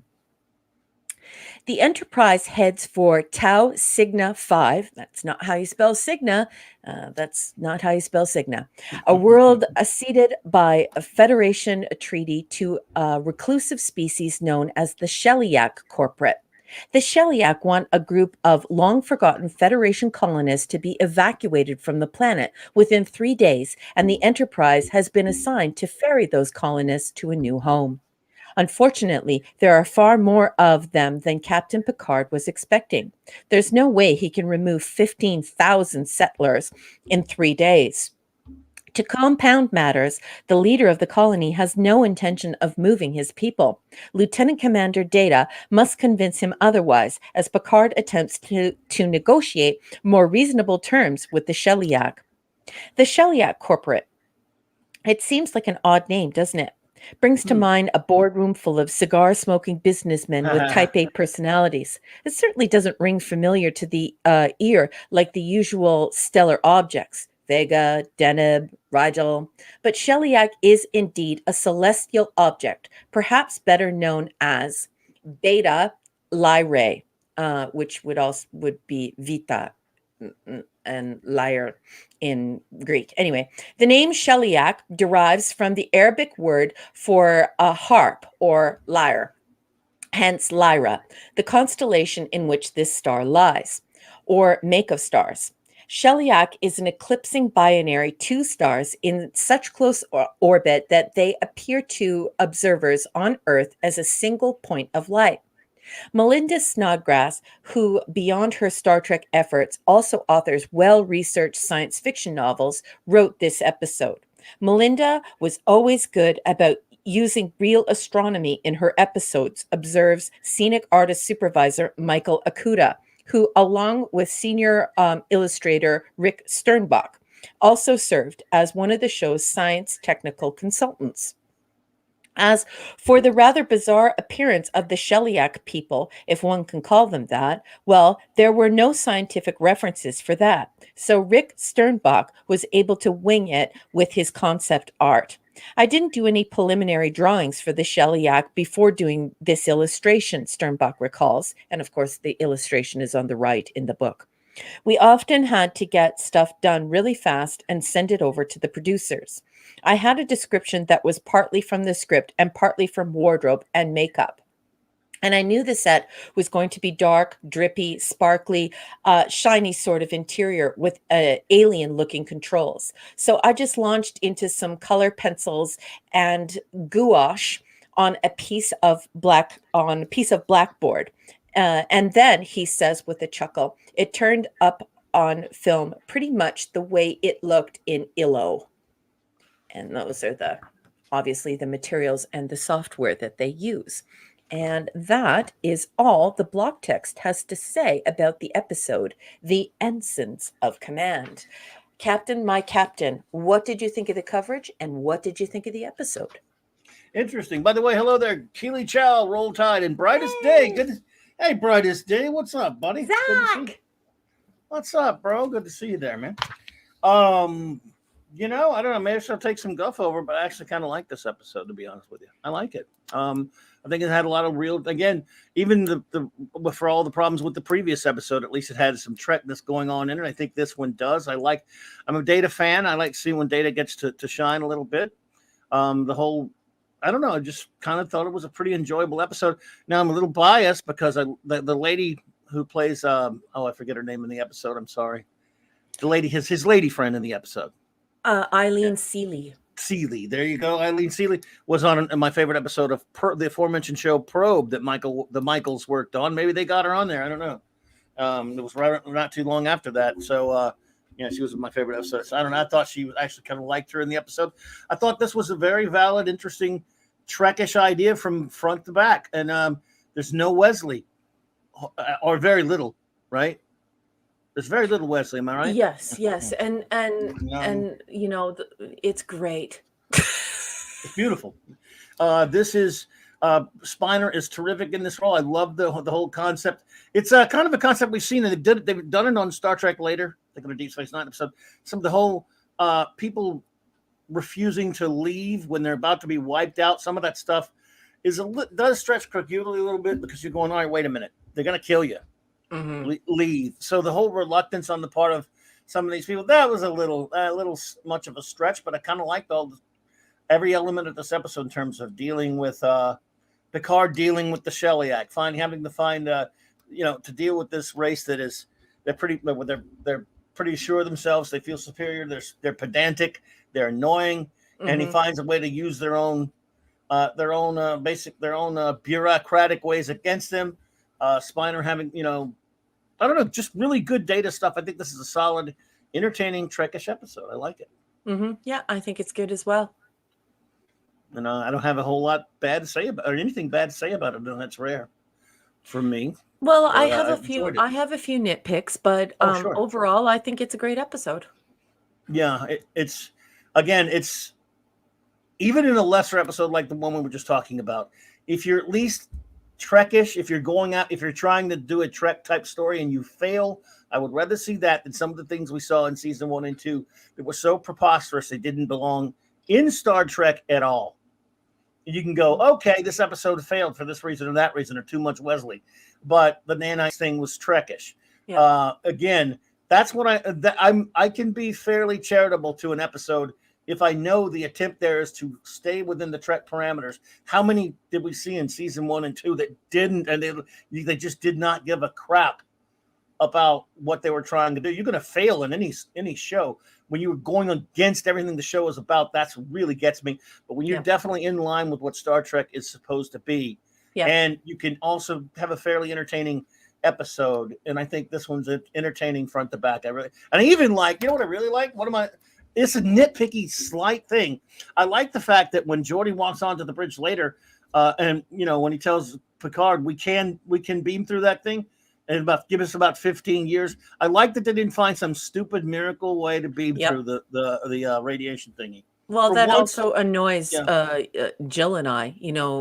Jill and I also hate that, and that's why you're my Star Trek soulmate, Clobby. I hate it when the transporter becomes the magical device for everything, and I too very much enjoyed that particular part where he just says, "Yeah, I just need a few decades," and can't do everything. And by the way, it's fine sometimes when Scotty pulls a miracle out of his ass, or even Geordi or whatever. That's one thing. But in this one, it was just like, this isn't accepted for a long time, that people can't survive and you can't beam anything through that stuff. So you have to send data. Then please. But I think even when I first saw it, and then later when I'd forgotten about it, I'm going, they're going to find some dumb way to beam through it. Oh, come on. And they didn't. Good. And they have to wait 3 weeks. There's nothing they can do because they have so many people, 15,000 people. They have to wait. And Picard finding the loophole. They worked. Again, all of this. I think this is a very intelligent episode with a really good data character episode. Yep. I think it could have been an A, but it does have some mistakes that have to be addressed. Absolutely. Go for it with your notes. Okay. So I said in my notes, the new uniforms have the crew glowing with perspiration. And then I put, once again, thick. Patty Stew is free from his stirrup and spandex, but everyone is cooking. Then I put, Worf should not have to tell Picard how far away the Sheliak homeworld is. That dialogue is stupid. Goshevin's dubbing is amongst the worst I have ever seen. It's like watching a foreign film or a martial arts film in the 1970s. It ruins the episode for me. And then, of course, I wrote in yelling all caps, Data gets a smooch from a gorgeous girl. What a pretty girl. The Sheliak are too much like Armus in Skin of Evil, which is, of course, season 1, episode 23. And I know there are a lot of people on the user-generated sites that say that that they reused Armus and all this other stuff. It's very obvious the block text goes against that and says, no, something, a brand new concept was made. I also find that very hard to believe because we know through verified sources that the printer ink that was used or the printing ink that was used was absolutely a heinous choice and was all over everything and everyone hated it and it was dangerous to work with. It stained everything and it got all over everything. It ruined everything around it. And so I highly doubt somebody went out there and hosed Armus off. And then the art director, the art guy who made the Sheliak just lied his butt off and said, no, I made the Sheliak. So this is one of those times where you just have to say, stop with the user-generated factoid fan lore. It's crap. Go to the actual vetted sources. It's a coincidence, but it should not be a coincidence that you build on or lie about. And then I have in my notes, infestation must be eradicated. Holy. We hear V'ger's probe say that all the time in TMP. And then I put Eileen Seeley is absolutely beautiful. I love her. And I just absolutely love the new costume designer. I love his work on this episode for these wonderful guest stars. They look amazing. I would cosplay every single one of these costumes. I just think it's outstanding work. Oh, absolutely. And again, yeah, I loved her. So I've only seen her in about two things, but and she's been in a few other things. But yeah, I love her. And yeah, I just really find this to be a very enjoyable. And you know what? Since I didn't know anything about the dubbing until you just told me, I guess I never even thought about it. So there you go. Didn't Oh, it but now makes me nuts. I feel I like I'm couldn't even watching tell. what was that show that I used to watch when I was a kid with David Carradine in it with the Kung was Fu? it Kung Fu? Or Yes. no, but Kung Fu didn't have dubbing, I did don't it? know. Did it have dubbing? I mean, What was the very popular movie that we watched in the late 70s? I'm gonna ask Steve Mitchum. What was the was it foreign film on a martial arts in martial the arts? A late lot of them. 1970s that had like a crap ton of dubbing? Well, so did the Godzilla films, and a lot of films have had that dubbing. Oh, Yeah, but it's so bad. I yeah, just is it? want to smack Goshevin. Come here, Goshevin. Psh, Well, psh, the legend. psh. Let's see, the Legend of the Lone Ranger. Milton Clinton Spilsbury didn't do the voice. It was James Keach. You can name a lot of films that were well, the Flash Gordon film. Well, hell, Jeff East when playing a young Clark Kent in Superman the movie, it was Christopher Reeve doing the voiceover for that. So Clint they used to do Howard that a did a lot. better job. Clint Yeah, Howard did a better job. yeah, He was a kid. yeah. Tons and tons and tons of dubbings there. Yeah. But yeah, there you go. So I guess, and do you have any more notes? That's all the notes. That's all I have for notes, boss man. Well, let's get your rating of the Ensigns of Command, and I'll get mine. Then we'll ask our wonderful chat. Okay, so everyone in the chat, look into my eyes. We all know that Clobby is about concept. He's always talking about these high-minded concepts and how concept always gets to him. It gets to him in the gut. Yeah. I absolutely think that this concept is marvelous.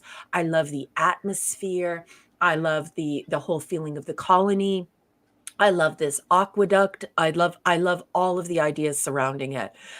However, yeah, it does have it does have my little nitpicks in it, and I think it had the potential to be an A+ episode. However, I am going to give it a B minus. They really need to do something about the Goshevin dubbing. That probably happened as we moved from analog into digital. I don't remember that being the case on October 2nd, 1989, when I first watched the episode. I just don't remember Goshevin being that out of sync with his dubbing. Like, you know what I mean? Didn't notice it at all. Not one bit. I can. So the production is like really, really bad, and they need to fix that. Yeah, B minus, boss, B minus. I got you. Let's see here. That 70s rock fan. What's up, brother? Good to see you. I'm going with a B plus. I knew nothing about the dubbing. If you had mentioned it, I never would have known. Maybe when I was watching my copy, or I was watching it on Netflix the other day. So I have no knowledge of that, so I can't comment on that. But I've always liked this episode. Thought it was pretty good. I thought this was really kind of gave me a little bit of hope back when I first saw it. I'm like, well, that was okay, and it was pretty good. Now that I'm watching it, I've seen it a couple of times. I think it's a pretty solid episode and very entertaining. So now I will ask our wonderful chat. Give us your rating and any comments you may have on the Ensigns of Command. Mm-hmm. Go. Do it. Green light. Go. What? Give us. It can be a 1 out of 10. It can be very professorly, so it can be an A, B, C, D. And don't be afraid to give your comments about why. Absolutely, please. The Catman, aka Didi Myers. Hello there, Catman. Thank you for being here. Clobby, I thought this was a good Trek show. Mm-hmm. It's one of my favorite Data episodes. Okay. Mm-hmm. Story could have used a little more work. I give this one a B plus. Mm-hmm. The customers were I think you mean the costumes were excellent on this episode. Well, thank you so much for that. We appreciate you. Thank you. That's a great absolutely, Catman. Thank you so much. Mr. Angel says A. This is one of my personal favorite episodes. The exploration of a real alien mindset with a totally different approach to life and coexisting. Yeah, I did enjoyed that. Picard tricking them in a marvelous way. Demonic. Yeah, I'm with you there, Mr. Angel. I thought that was nice and clever. I'm trying to find your second one. Give me a second, folks. Well, Mr. Angel, I don't see. Oh, I finally got to it. It was way down. Okay. Hope I get back where it was. In my opinion, one of the few times a true alien concept was used in Star Trek. Well, I would say it's been done a good bit, but I thought certainly I do see what you're saying, kind of like a Dharma type of deal. Yeah, like it stood out to him. Yeah. Like it stayed with him. You know how sometimes some aliens just stay with us? I think that's what he means. Certainly. Mega Cropper, B+. Good data episode. Thank you for that. Absolutely. Let's see here. Zathra says, Data goes Rambo by destroying the water well. And the Shellyak looks like and acts like my ex-mother-in-law. And now Picard feels by the end of the episode, Zathras has spoken. Zathras, I love you. Welcome. Badass says B+. I only like my Star Trek dislocated colonists. My Star Trek dislocated colonists to be Irish stereotypes or putting mind control earbuds in Starfleet helmets. Well, why not, buddy? You can't argue with that, bro. That's sarcasm. That is expert level sarcasm on behalf of Pat S. Well done, buddy. Sir, I doff my cap to you. Doff, indeed. Wolfie says 1 of 3. Rating B. New type 2 phasers. Goodbye, Dustbuster. Yeah, I hate the Dustbuster. Perfect for leveling pumping stations to piles of debris in style. And to see, there's something you can believe Data rigging up that phaser the way he did. That's fine. This is better than rigging if they'd have made the transporter that be able to beam a zillion people up and all that kind of crap. And through radiation and shite. A few later episodes call back to this theme. With a group not leaving the planet because of reasons. A, B, or Kardashians. More on that later. Okay. There's a third one there. Section 2, subsection 16, paragraph 112 states that Wesley sucks. I'm pretty much sure that we don't have to fact check you on that one. No in-text citation required, Wolfie. No, you're solid. We just trust you. That's all. JT Kirk says B+. Won't give it higher because Picard should have sent his most persuasive officer, not use this as a training mission for Data. It just doesn't make sense. Well, no one else could go but Data, really. Who could go? The radiation, they couldn't survive. Ignoring that, I love the episode and Spiner. I mean, JT, this I don't. What was it going to do? Send someone in a spacesuit or something? I don't. Now, one thing they didn't really delve into or explain is how they just said our people just got used to the radiation. I think that needed a little bit more explaining. Yeah, and it all hinges on that one sentence. And if it's been a while since you've watched the episode, you may be sort of scratching your head, wondering how they survive the radiation, and then you may forget why they sent Data. So I can certainly understand that, JT, because it's a little sloppy. Like I said, that's why I gave it a lower grade. I'd like to give it a higher grade, but there are little bits that need tightening up. Yeah, absolutely. Eric K says B-. Lighted trash bags episode. It had some good things. One thing I just cannot get over. They did not know about phasers or that they could be blown off the planet without ever seeing them coming. No, come on. Without ever seeing them. Oh, you say the people didn't know that they could be blown off the planet without even seeing them coming? I think they did know. Some of them were listening. I think they were just being Goshevin was just kind of I don't know. That was kind of one of the weak elements of the story too. It's like, the guy comes along and tells you, and they knew who the Federation was. Yeah. They understand. I mean, obviously, they knew they were from Earth originally. They know they're humans. They should have been like, they're gonna blast you guys if you stay here. Well, nice knowing you, planet. Let's get out of here. They never really explained how those humans were able to adapt and survive in that environment. That should have been explained. Yeah. They just said, oh, they just dealt with. They just learned not to be. What? I don't get it. Yeah. Anyway, but that's a problem. Snortapoopa says B-. The colonists have managed to adapt to their new world's radiation, but this is never given even a perfunctory explanation. The radiation is a mere plot device to prevent an easy solution. Well, but you know what? If you go too far on that one, because I'm with you, Snort.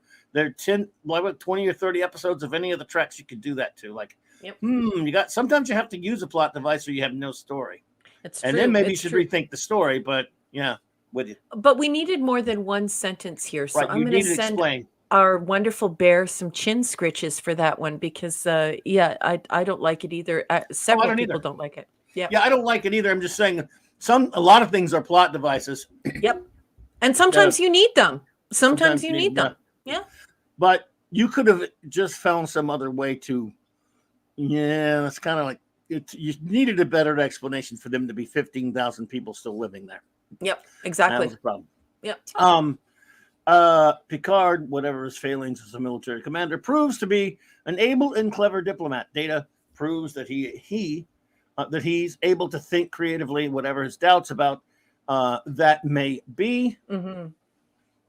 Goshaman was poorly acted in poor dubbing, and it detracted from the episode. I have a feeling Adrienne, Adrienne, I haven't said, was originally intended by Snodgrass as a self-insert. Stop snickering, you pervert.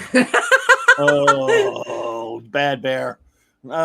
Upgraded to B+ for no Wesley, or almost no Wesley. I think there was one C. Hey, I think we have a new somebody just joined us, and it's someone I've never seen here before. Vigilante Williamson. Good evening and welcome to the show. Vigilante Williamson, hello there. I'm a bit, one of my buddies there. It's been a long time. Kimasabe, what's up? Well, we are honored to have you pop in, sir. And anyone, of course, who has not subscribed, please go to his great channel and subscribe to it. There's a link to his channel in my description below, as there are many, many fine channels. Good to see you, man. I've never seen you pop in on Star Trek. Okay, where was we here? We got Snort. Now we got Raymond. The great Raymond Valiciano. I see what my chat's not that far down, so I can't see that anybody newly popping in. So thanks. This was a good data episode. At the risk of crossing a line, a metaphor on the strong pushing the weak out of their homes that was done in the past for progress. Yeah. Yep. I can see that, Raymond. Absolutely. It does ring it does ring that bell. That's for sure. Whoa, what's going on? What happened? At 42 minutes past the hour, somebody zapped those. This webcamschat.com hot girls and boys video chat. Somebody's spamming the chat. Some wrenches. Get on that right now and get that out of here. I can't see it, so if somebody could whack those, if you pardon the 42 minutes past the hour. We have trolls in the chat. Zap them. That's never happened. I mean, I've seen trolls in my comments before, but I've never really seen any. I can't see that far down on the chat, so. I'm sure we got plenty of great wrenches here who could please. Eric's got it. Nuke those. Oh, okay. Well, thanks, Eric. I appreciate that, brother. Thanks, sweetheart. Love you. Thank you. You're the man. Wow. There you go. Thanks. Thank you, guys. I didn't even get to see it. It's because Eric is literally the fastest gun in the West. Pew pew. Wow. We were done. Well. What was it? It was just like spams for like videos. It's the kind of people who spam the chat with stuff that can get your channel into trouble. That's nice. I wonder who I angered. I mean, we're pretty we're pretty easy going here. We don't really do anything controversial. So I don't know. Are you ready for Enigmatic Drop Bear? Here we go. Here we go. I'm very excited because Enigmatic Drop Bear always has such well-wrought comments, and they're just, they're very enjoyable. So here, Enigmatic Drop Bear gives the entire episode an A-, and he's got a 3-parter, folks. And here it is. This tale cleverly demonstrated how negotiation can be used to resolve intransigence and belligerence. Oops. There we go. 2 of 3. The Shellyacs and the colonists' positions were rational and well established. The factors constraining the colony evacuation elevated the urgency of the negotiations, creating tension. 3 of 3. Data disabling the aqueduct and value of life over things line was a clever use of irony to demonstrate to Goshevin the value of Data's life over Goshevin's view of him as a thing. Ooh, wow. Yeah, That nice. is something somebody would say in a comparative literature class or in a film class where Well done. you're talking about, that was great. Stand up and take a bow. I loved it. I loved it. Thank you, sir. Well done, Enigmatic Drop Bears. Always. Hungry Boy says, as a monster aficionado, I love the Shellyak director because it was a real creature rather than just a wannabe Bud Westmore alien in forehead only alien type thingy. Agreed. Let's see here. Plus the crystal tubes around it, which invoked the 1970 Superman film. Yeah. For that extra points. Let's see. It's a very good point. My chat's being weird on me. I'm sorry. Oh, I hate when it jumps like that. See. It just jumped on me. Oh, Sherry popped in, but then said goodnight. Hello, Sherry. I didn't even see Sherry. But I do know Kamloops is here. Hail, Kamloops! Yeah, he is. That 70s rock fan. Sorry, everyone. My I got something did my chat's doing something crazy. Oh, I see. My chat just way jumped on me. So let me try to get back to it, folks, so I can get to these chats. Oh my goodness. Wow. I can't go back for it now. Something happened. No. Oh. All right, I'm gonna have to try to get this some other kind of way, folks. Hang on a second. Hey, Chat's TMF is here. TMF is in the house. Toxic man flu. Hey, TMF. Oh my goodness. I'm missing a bunch. My chat jumped on me. That happens sometimes when I have to go forward, and now I'm missing a whole chunk from Hungry Boy's second one on if you're seeing anything from Hungry Boy's second and third one. I don't have the next one I have is Decepticon. That means I missed a whole bunch of people because my stupid StreamYards chat jumped to It's okay. it jumped to yes, it jumped to 10:37. Yeah. And so I'm gonna go with mackerel. I'm gonna get Decepticon. See, that's why I have to stop this chat because we get so many. And it jumped on me. This has never happened before like this. I'm gonna read Decepticons, and then I'm gonna try to go and see if I can get it some other way. B for Decepticon, great Star Trek conundrum. I thought Data could have made his point earlier, but we need to build drama. Points off for Riker's yelly, unhelpful, uselessness. I can't help you. I can't help you. Keep at it. Let's see here. I don't see how many people that I've missed now. I may be able to find them out. I'm on the YouTube chat now. See if I can find it. Huh. Hungry Boy says, just call it ScreamYards, not StreamYard. ScreamYards. Love it, Hungry Boy. Love it. Let's see here. I'm trying to find everyone. Oh my goodness. TMF just sent us a $20 super chat saying, Oh, holy thank cow, Klobby is monetized. Congratulations. Love you both. You know, that is incredibly generous of you. Thank you Thank so much you. for supporting Klobby's channel and for just supporting this show. And TMF, you know how much I love you. Thank you so much for being here. And thank you for being, you know, just such a great friend to us. And we love you too. Thank you so much, TMF. I'm having an absolute nightmare with my chat, everyone. It just jumped on me to the point where I don't. But I want to thank you. I've been monetized for a couple of months now. We haven't seen you in a while, and we miss seeing you here. And we appreciate you so much. Sandra is saying that Doomcock has been having trouble with StreamYard as well. And our resident chef has said the second that you get spammed like that, and then you delete the trolls, it can plug up the plumbing. So we may have to move on, unfortunately. And that really stinks. But it's okay. That kind of stuff happens. We can just move on. I'll go from where I have it, folks. But if anyone gets missed because I don't have, well, I'll tell you where my starting point is, everyone. The last chat I can see, I mean, the earliest one I can see is at 10:41. I know you don't see time on yours. That's Enigmatic Drop Bear saying they said that the third of the colonists died before. So there you go. Okay. And then Steve Mitchum saying, "Hungry boy, watch your language." I guess he's teasing. Wow. Just another red shirt says CC is having a fit with his StreamYard. So if CC's having trouble, it's who is C- Culture Casino? Yeah, Culture Casino. Sorry, I call him CC. Yeah, so CC's having troubles, and so is DC. So everyone is having trouble with StreamYard. We were having trouble with chats last week, and Hale, just another red shirt. Thank you for that. But I'm now a whole bunch of chats are gone. That I mean, because it jumped on me. Could have been because of those spammers. I don't know. So I missed a lot of reviews, everyone, and I'm sorry. Now I'm just now getting those stupid webcam chats. I'm seeing those finally.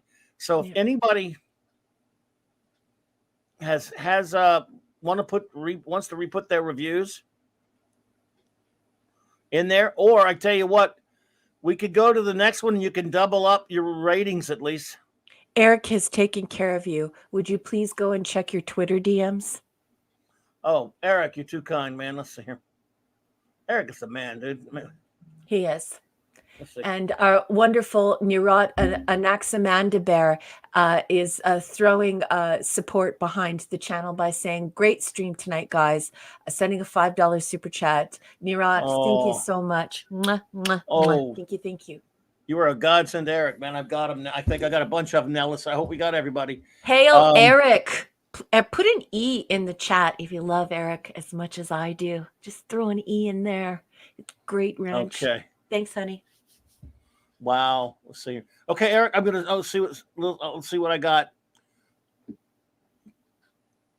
Okay. Yes, that's the starting point because I said Hunger Boys last one.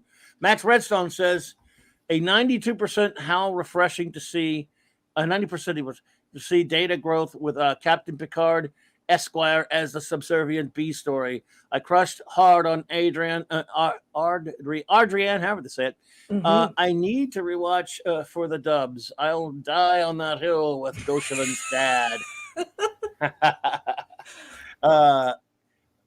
Kal-El 48 says A minus, excuse me.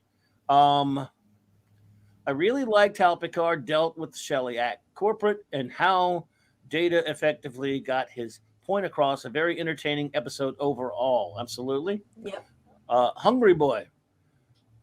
His number three was I loved when the Enterprise protects other people populations. It drives my blood. So A from me. Thank you. Chuck Marble. Wicked. Chuck Marble says, I give it a B. Decent concept, Star Trek-ish. I like data-centered EPs. The final scene with Picard Data is nice, as he helped Data realize he actually did have the ability to be creative when needed. Mm-hmm. Absolutely. Agreed. Absolutely. Let's see here. Scuba Pete says 4 to 5 Data smoochies. It's so true. But I love it when he gets smooched, and by such a cute girl. Yes, he was. Enjoyed the hot negotiations. The aqueduct was a really cool set piece too. Absolutely. Steve Mitchum says B plus. It's the first time we saw. First time we saw Data get to be a badass. I haven't rewatched it in a decade, but I remember it being good. Best lines. You enjoyed that. You enjoyed that. You're damn right, I did. Yeah. Yeah, I like that.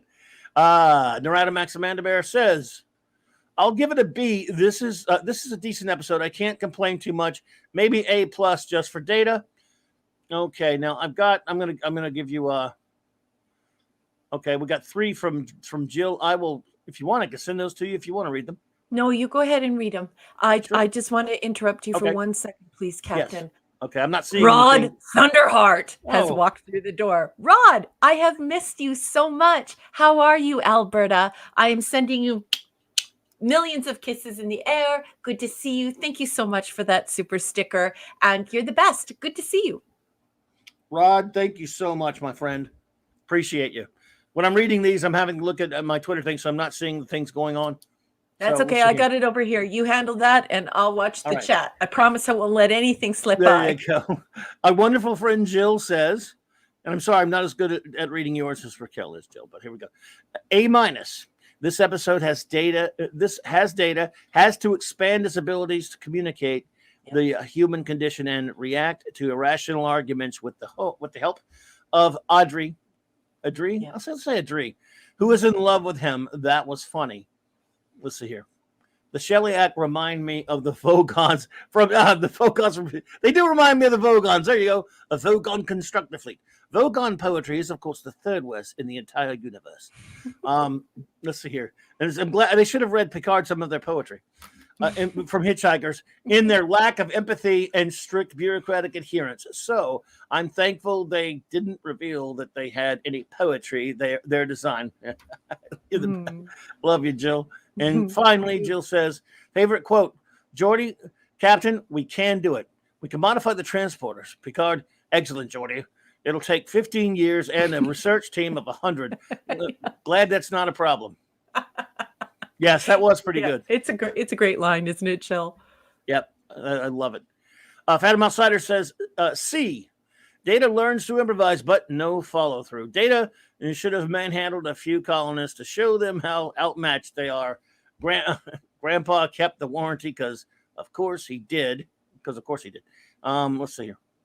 Jill is thrilled that by happenstance you read her comments, because she said that it was wonderful to hear your impression. Oh, the Vogons? Yeah. Tell me, Earthman, die in the vacuum of space, or tell me how good you think my poetry was. Sorry, she'll get that. The Phantom Outsider, the colonists were in one section of the planet. The reaction was silly. Their wanting to eliminate the colonists would have caused them more problems than waiting. Waiting the negotiating. I think you mean negotiating was silly. I don't have your third one on here, Sue, dude, but I'll find it somewhere. Let me go back to now. We've got Zathras has a follow-up comment, Clobby, before you go any further. He says, well, Wesley would have fixed the transporter in 12 minutes. True. Love it, Zathras. Mark D with the C says, B plus. Love how Picard found a loophole in the contract and showing his skills at negotiating. Data was hysterical in trying to scare the people off the planet and missing signals from the Fairer Sex. Episode gets credit for not finding a magic solution to the colonists' problems, but just time to get them to safety off the planet. Yes. Who was that? That was Mark D with the C? Yes. That's a great review, Mark. Yes. Let me see here. Just another red shirt. Shut up, Wesley. Shut up, Wesley. Oh my goodness. Toxic Man Flu. Again, sweetheart, with another $5 super chat. It's $25. Sweetheart. Oh, you're too kind. I love you. You're such a great. Thank you. Thank you so much. This episode is missing something. Something with a Fu Manchu mustache. Lazarus! This episode needed Lazarus falling off things. Yeah, in case you don't know about the inside joke, TMF knows that I absolutely hate that episode. That is my Spock's brain. I hate that episode, and I love you, TMF. Now we've got the last one by Phantom Outsider. If Data had truly learned to improvise, I don't know how you do it, Derek. Okay, you are truly a magic transporter. Isn't he? I love Learned to improvise upon his return. He would have backhanded Wesley into the bulkhead. Oh my, must be a glitch from the planet's radiation. Wink at camera. Well played, Data. Yeah. All right, Decepticon 77 says B. Great Star Trek conundrum. I thought Data could have made his point earlier, but we need to build drama. Points off for Riker's yelly, unhelpful uselessness. Did I do that one before? Oh, I did. Yeah, you got that one. So sorry. My memory's garbage, everyone. I'm old. Lord Thought says C. I like how Data was developed in this one. The legal side of things for space treaties was fascinating, and like the introduction of a mysterious new race, which they never went back to. There were a lot of those, aren't there? Yeah. Lord, let's see. You would think that if you were going to make a new Star Trek, like a brand new Star Trek, that you might go back and look at all of these interesting threads that are not tied at the end, that you could, affix a story to, a new and exciting story that would abide the 735 canon. But that never happens. It never materialized. Thank you so much, Eric. I appreciate that, buddy. Now we're going to scoot on to the next episode, and I'm so sorry for the problems, everyone. And yes, we are going slow on these, but there are, it's kind of nice to just sit back and talk some good Trek, even flawed maybe, or but at least something that's kind of definitely more palatable in some cases. So, are you ready, number one, for the next episode? I am. We have arrived at the survivors. We survived season 1. We survived season 2. We are the survivors. And we are the survivors. This is season 3, episode 3. And we all watched this on October 9th, 1989.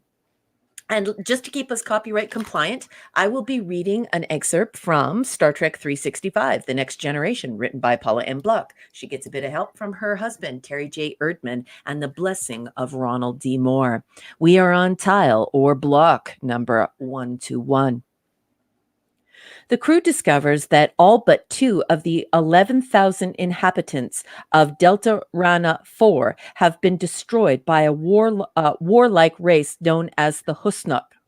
Kevin and Rashawn Uxbridge, an elderly pair of botanists, are the only survivors, except for the fact that why did Paula M. Block make that mistake? Rashawn Uxbridge isn't a botanist; she's a musician. So there's a mistake in the book there. They claim to have no idea why their lives were spared, but they refuse to evacuate, even when a Husnuk ship returns to the area.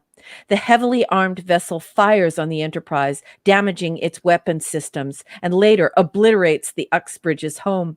But Picard suspects that somehow the Uxbridges, or at least one of them, are responsible for the Husnuk warship's actions, and he won't leave the area until he learns the truth. And then opposite in this book, it says Dan Curry's storyboards for one of the episode's attack sequences reveal some penciled in last minute changes to the visuals. And of course, I read that little section because I like to point out how wonderful the visuals are in this book. And there is another tile for me to read on 122, but let's get to TMF first. Thank you, Mr. Toxic Manflu, again, buddy. I'm so honored and appreciate that so much. With the $5 super chat, he says, Clobby, there's nothing wrong with Wesley that a well-timed transporter malfunction couldn't have fixed. Yes, yes, indeed. Absolutely. XM202WOW. It is nice to see you. I don't think we've seen you here before. Welcome. Can I just say, wow, nice to see you. Kidding. I know I'm annoying. Okay, let's turn to block 122. No, they didn't do their own stunts. For the first 5 seasons of TNG, Jonathan Fakey's primary stunt double was Dan Coco, seen at the right, hanging from a rig that represents the snare set by Kevin Uxbridge in The Survivors. While the position doesn't look particularly comfortable, Coco's assignment that day was a piece of cake compared to some of the stunts for which he is best known. Just 3 years prior to working on The Next Generation, he set the world high fall record for a leap from a 90-foot platform set atop the 25-story Vegas World Hotel in where else? Las Vegas, plummeting 326 feet at 98 miles per hour. But then Coco always was a high achiever. Wah, wah, high achiever. He Mhm. set a California record in the 120-yard high hurdles while in high school, and won 32 medals in track meets throughout the United States between 1972 and 1974. Still, it never occurred to him that he could make a living doing things that other people didn't have enough nerve to try, at least not until a friend offered him a job in a low budget film. All he had to do was crash a car, for which he was paid $500, more than he typically earned in a week. Coco immediately went to the Screen Actors Guild to apply for a union card. And then, of course, it says here opposite, which indicates the photograph in the book. And it says Johnny Fakes extending his leg and preparing to fall backward onto a conveniently placed air mattress. The movement will be matched by Coco, except that his leg will be pulled upward by the snare, allowing him to complete the action portion of the stunt. So there was a real person dragged by the leg.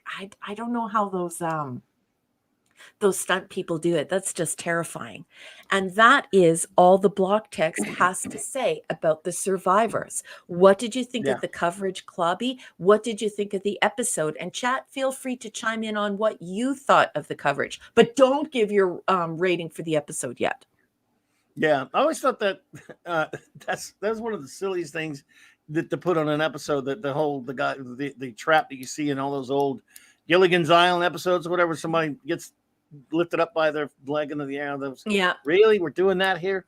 Yeah. That said, I find this. I think this is I like this. I've always liked this episode. I thought Me it was too. pretty interesting. I thought it was a really again. It's going to become a broken record, but it's being what Star Trek is supposed to be. They're not one thing. They're not like 5 stories like we were talking about a lot last season, where you got this plot running and then this plot running. When you have too many, like I said, when you have too many plots, you don't have one. You don't Yep. really have one intriguing one. This Wolfie I think is will love that you said that, because of course Wolfie hates it when when the A plot competes with the B plot and the C plot and even right, the D plot. right, and even the stuff with Troy, it's part of the story. It's part of what's going on. We just don't you don't know it. I mean, or well, the crew doesn't know it rather. So yes, stop clicking that pin. Am I clicking a pin? Now it will be. No, sir. Mr. Rachel said, "Stop clicking that pin." I wasn't. Was I? Maybe I was. I don't have No. a pen, so it had to have been you. But I couldn't. Could you hear anything? No, I don't know. I block it all out. Oh well, you got to let me know if you guys hear stuff. Or maybe it's just I don't know. Stop clicking that pin. Now I don't even know. I don't Making Jill know. laugh. You got me. I mean, I'm not clicking anything, but if there's some kind of noise I need to know about, I need to know about it. I have a pin. I think it's okay. Again, yeah, you have to help me out on that one, Mr. Angel. Because if there is some kind of weird noise, because I'm not above doing things to be annoying like this.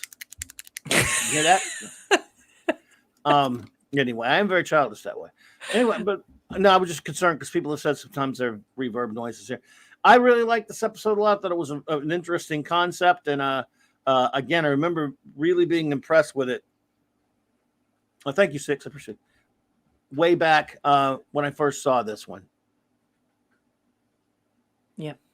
So I think I would go one step further, and I would say that this is an outstanding episode, and I Yes. find it incredibly cerebral, despite its nitpicks. This is a very cerebral episode.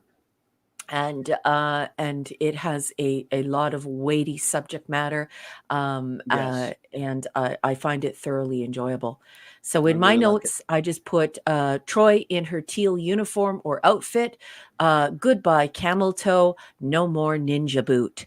And then I put this episode explores the limits of pacifism, and it confronts it through real consequences. And so growing up, of course, I when I learned about, the pacifist ideals, I found it very appealing. And then after you begin to explore pacifism, you realize that there must be limits to it.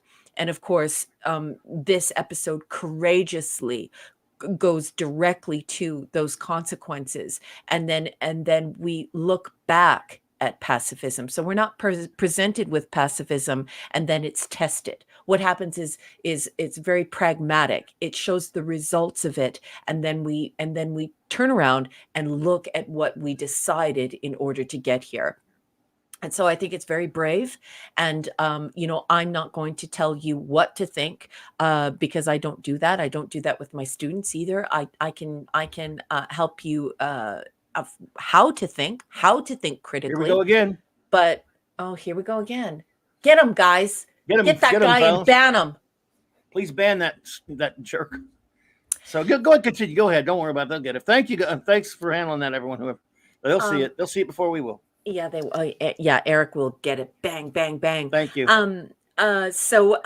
Why would, and then I also put in my notes, why would Troy hide contact? So if she's had contact with the surface, I didn't like the fact that she would hide it. I think that creates a mistake. As far as the snare being really small, like everyone's saying in the chat, I think that's just because of the nature of the creature, that he can summon that type of circumstance, right? And Yeah, then yeah, I yeah, that's right. absolutely love when Worf says, "Good tea, nice house." Yeah. Mr. Angel, no offense taken. I just didn't know. I just wanted to make sure you were talking about that and not something else. If there are ever any sounds that I have no sound checker. It's not like a regular type of thing where I used to have one in the old days of BTR. So if something is going wrong with sounds or whatever, I like to know about it. And so that just kind of was nebulous. I don't know if you were talking about me or whatever. I haven't been actually clicking anything that I know of, but I do drop things sometimes. A lot, in fact. I have tendency to mess with things, and be nervous and drop things. But no. Look, hey, believe me, if you hear something, let me know. It helps me out. I appreciate it. Yeah.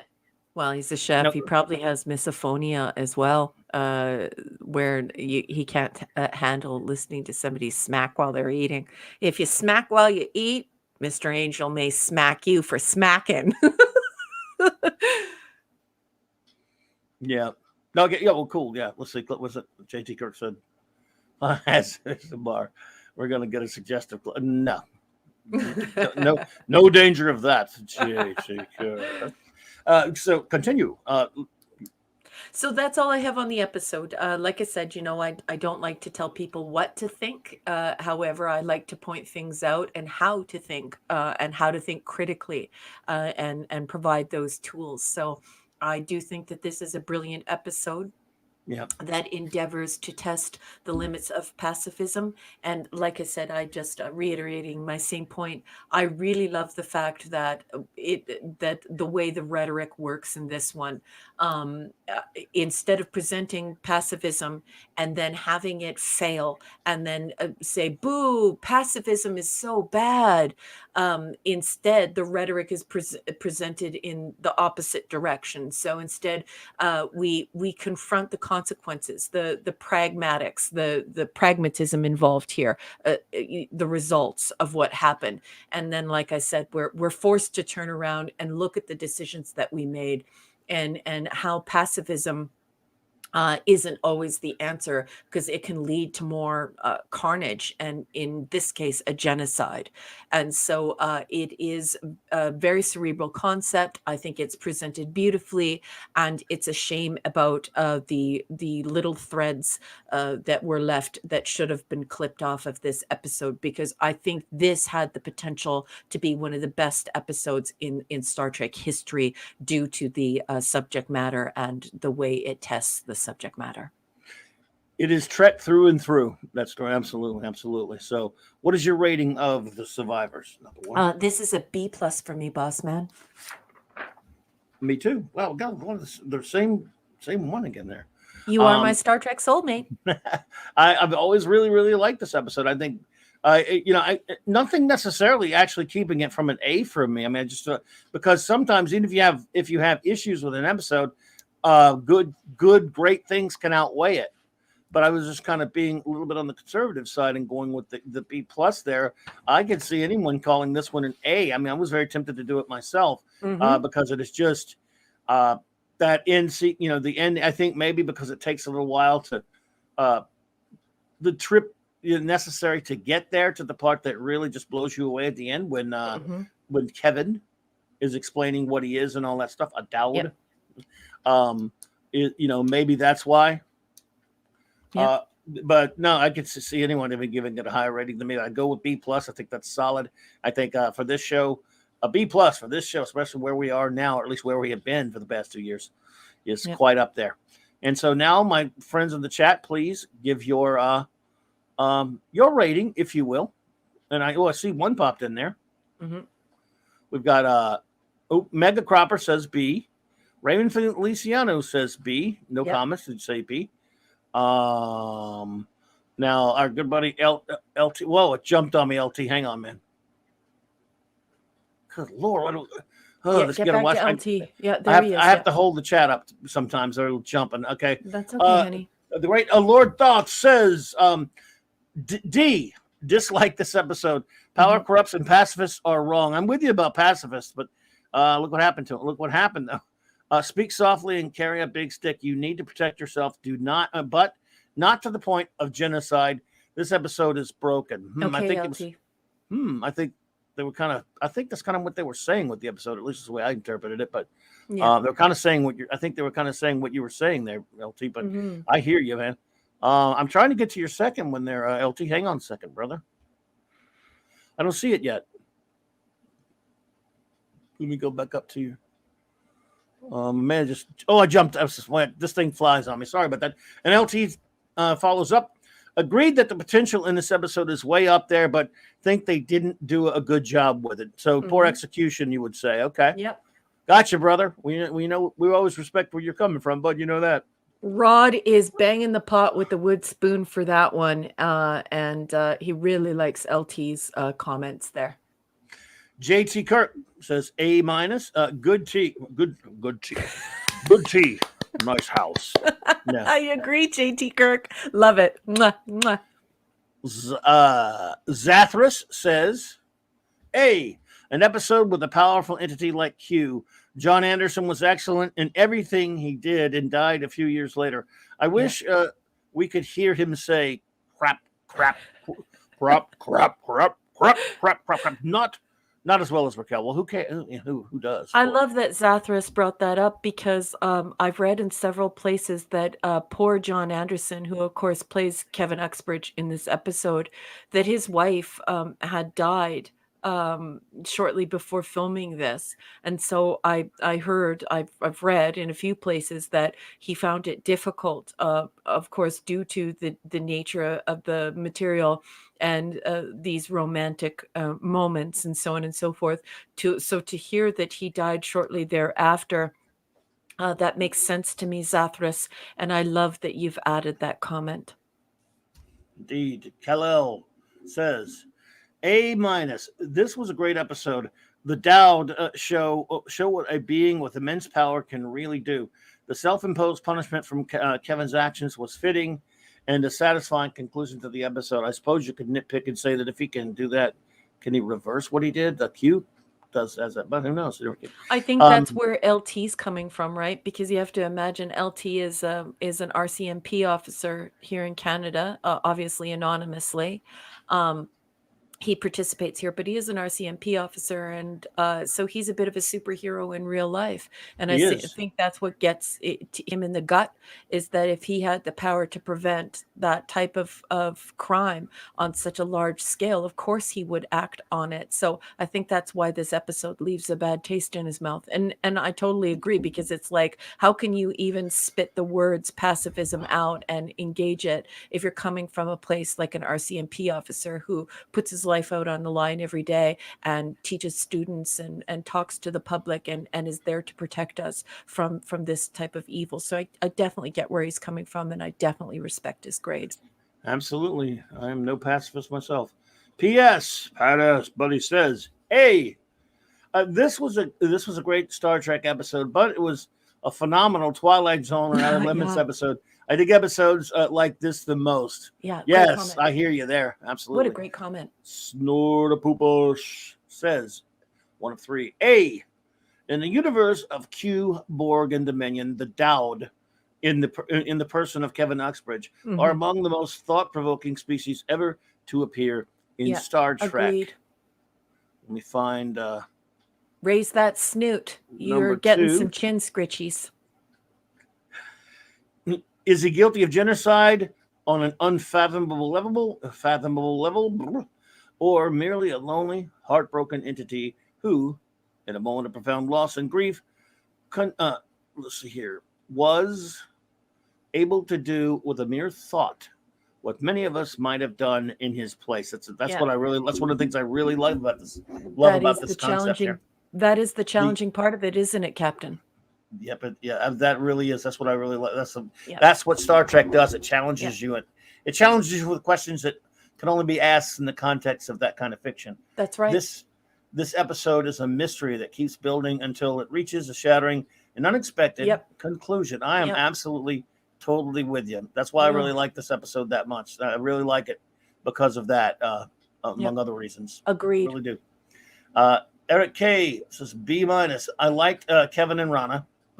A being so powerful yet a peaceful living, and yet peaceful living as human. Great idea. Him destroying them all. Great. Troy was as whiny as always. I think without the whole magic box, an A. Yeah, that was. You could have probably not even had that in the story. The whole element, or the Troy component. I could have probably done without that in the story as well. Although maybe not, because Kevin shows his compassion when he realizes that he's hurting her, and maybe that's integral to the story. So I'm second guessing myself on that, Eric. I don't know. I always love Eric's comments, but and there are other things too that lower the grade, right? Because Rishan is, they say that Rishan is a botanist. They describe her as a botanist, and so does the block text. But very clearly at the beginning of the episode, she is a composer and makes her living as a composer. She's a musician. So they just forgot to polish their boots here. And if they would have polished their boots in several ways, I think this could have been an A. But it doesn't get there for me. Gotcha. Max Redstone says A-. I have a better explanation for the destruction of the Delta Rana 4 colony. They heard Wesley Crusher was coming and opted for vital oblivion. Troy must suffer was a bit funny. Hang on, let's see. Max. Oh my goodness. Hungry Boy says, I rarely get bitchy about this season, but I loathe this episode as it feels like a ripoff of a 1960s Outer Limits episode and Metamorphosis. Okay. I'm trying to figure out which Outer Limits show you're talking about. Would that be the Sixth Finger? I don't know. I'm just guessing. Maybe not. I love that one, by the way. Trying to make it edgier by unable to script the plot properly to pull it off like 1990s Image style comics. Okay. Wait, are you saying Image comics in the 90s had plots? I find that a little. I'm not so sure about that one, brother. That's another show unto itself. There you go. Scuba Pete B. Kevin. It turns out he really was home alone. Oh, dude. Bonk, Is bonk, there any bad way kid. that I could send Scuba Pete a super sticker or a super chat? Can I just send something to Scuba Pete for his comments? Oh, man. Leslie, your husband is hysterical. No wonder you two have such a wonderful marriage and you guys are Bonk. such a great couple. Scuba Pete! Scuba Pete! I Damn it, love Scuba you. Pete. Bonk, bonk on the head, bad kid. Let's see here. Go for it with the great enigmatic drop bear. Now I got swinging paint cans in my head thanks to Scuba. Okay, enigmatic drop bear. The great enigmatic drop bear. Boy, I have a mouthful of marbles tonight. He is giving the episode a B, and he is got a 3-parter. An interesting story about an omnipotent alien living a charade, trying to resolve its guilt after committing an act of genocidal vengeance. Yeah, and simultaneously witnessing a genocide, right? Because they wiped out the entire planet. Leaps of logic and how the mystery was solved were disguised by Picard's aloofness when communicating with his crew. Yep, agreed. Oops, let's see here. By the way, 6. That's a great suggestion. I'll take you up on that. Thank you. We're on 3 now. Yeah, 3 is 3. Okay, sorry.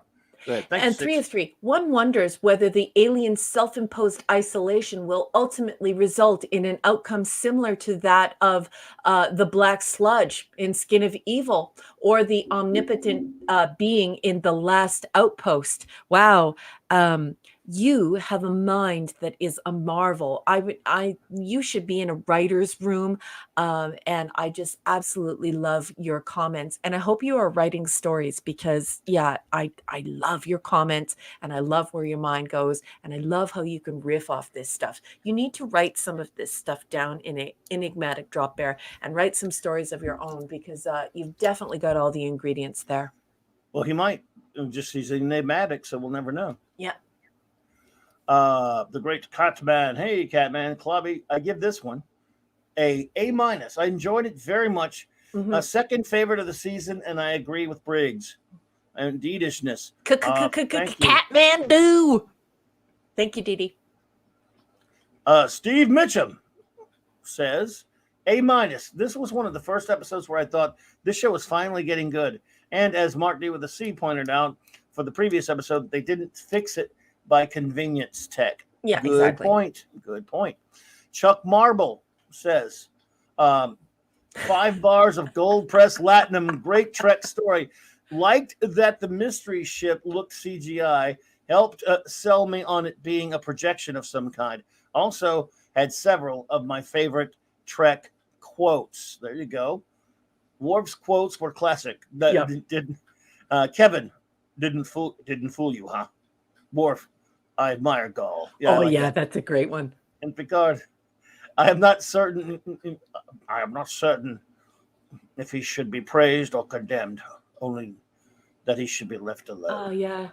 What Chuck, great quotes to pull out of that. Before we go any further, let's just tap the brakes for a second, and I beg your pardon, Captain. But our Zathras has to work in the morning, so he has to say goodnight. So I just want to say, Zathras, thank you so much for joining us tonight. You know I enjoy your company so much. So thank you. You were terrific tonight. Have a great sleep, and we'll see y'all on Thursday, he says. And yes, we will see you on Thursday. And Rod Thunderheart has sent an extremely generous super chat to you, Clobby. Oh, I can't reach it yet because I have the I'll get there to it, Rod. Thank you so much. I can't scroll down. I will lose everything. Okay, let's do Jill then. I'll be Jill, there, though. Thank you. Anti-derivative Jill, my fellow nerd, my friend. I love you. She is giving this episode an A-. She said, I didn't have time to watch this one, but I remember enjoying the writing and how a pacifist, godlike alien poignantly ended up committing genocide on an entire race due to a heartbreak. Yeah. Yes. Yeah, absolutely. Thank you so much, Jill. Yeah, beautiful comments as always, Jill. You know I love your nerdy heart. Mr. Angel, no rating. This is unfortunate. This is unfortunate. One of 2 episodes I never saw completely. Oh. 3 times I started watching and something interrupted. Oh. Me, darn it. All right. Well, Mr. Angel, if you do get a chance, definitely go take a look at it if you're able to. I think you might enjoy it. Yeah, for You sure. never know, but you might. Yep. Neuronidax Amanda Bear, I give it an A. This is an episode that I reminisce about occasionally. Oh, nice. Well, there you go. Absolutely. Michael Beacom, B+. Still kind of rough in execution, but good concept at the heart. Both extremes are no good. Total pacifism equals helpless victim. Total opposite, and you are a genocide. In all things, moderation. That is a very good point, Michael. What a great comment. Absolutely. Absolutely excellent comment. Be seeing you. Be seeing you. Number 1, number 6, number 5. Phantom Outsider says B. But why didn't they tell everyone that Kevin was Wesley's grandpa? It would explain a lot. A bit more exposition would have helped. No one realized Worf was mocking Picard's Earl Grey. Well played, Worf. Phantom Outsider, you are on fire tonight. Just hysterical. I love it. So clever. The great Mark D with a C says, A, brilliant episode, Shades of Forbidden Planet, which is one of the greatest things ever. Picard really shines aging with his detective skills and realizing the true nature of Kevin. Poignant and tragic love story, but also horrifying. In that Kevin has wiped out not only billions of people, but an entire race.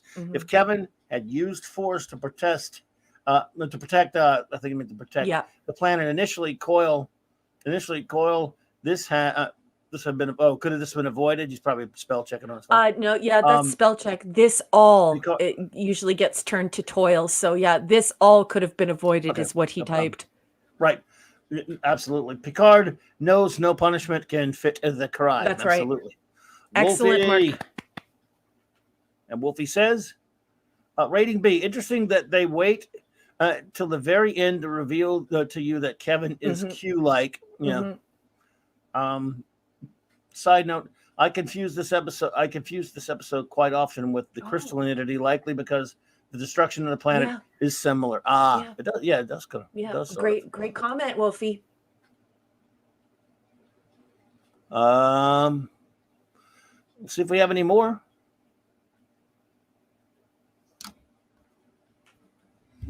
I think we all feel that way. 6. As much as we hated Wesley, we like Beverly, even though she brought even see 6's even though she brought him into the world, so we do have to blame her for that. Oops. Did that slip on me?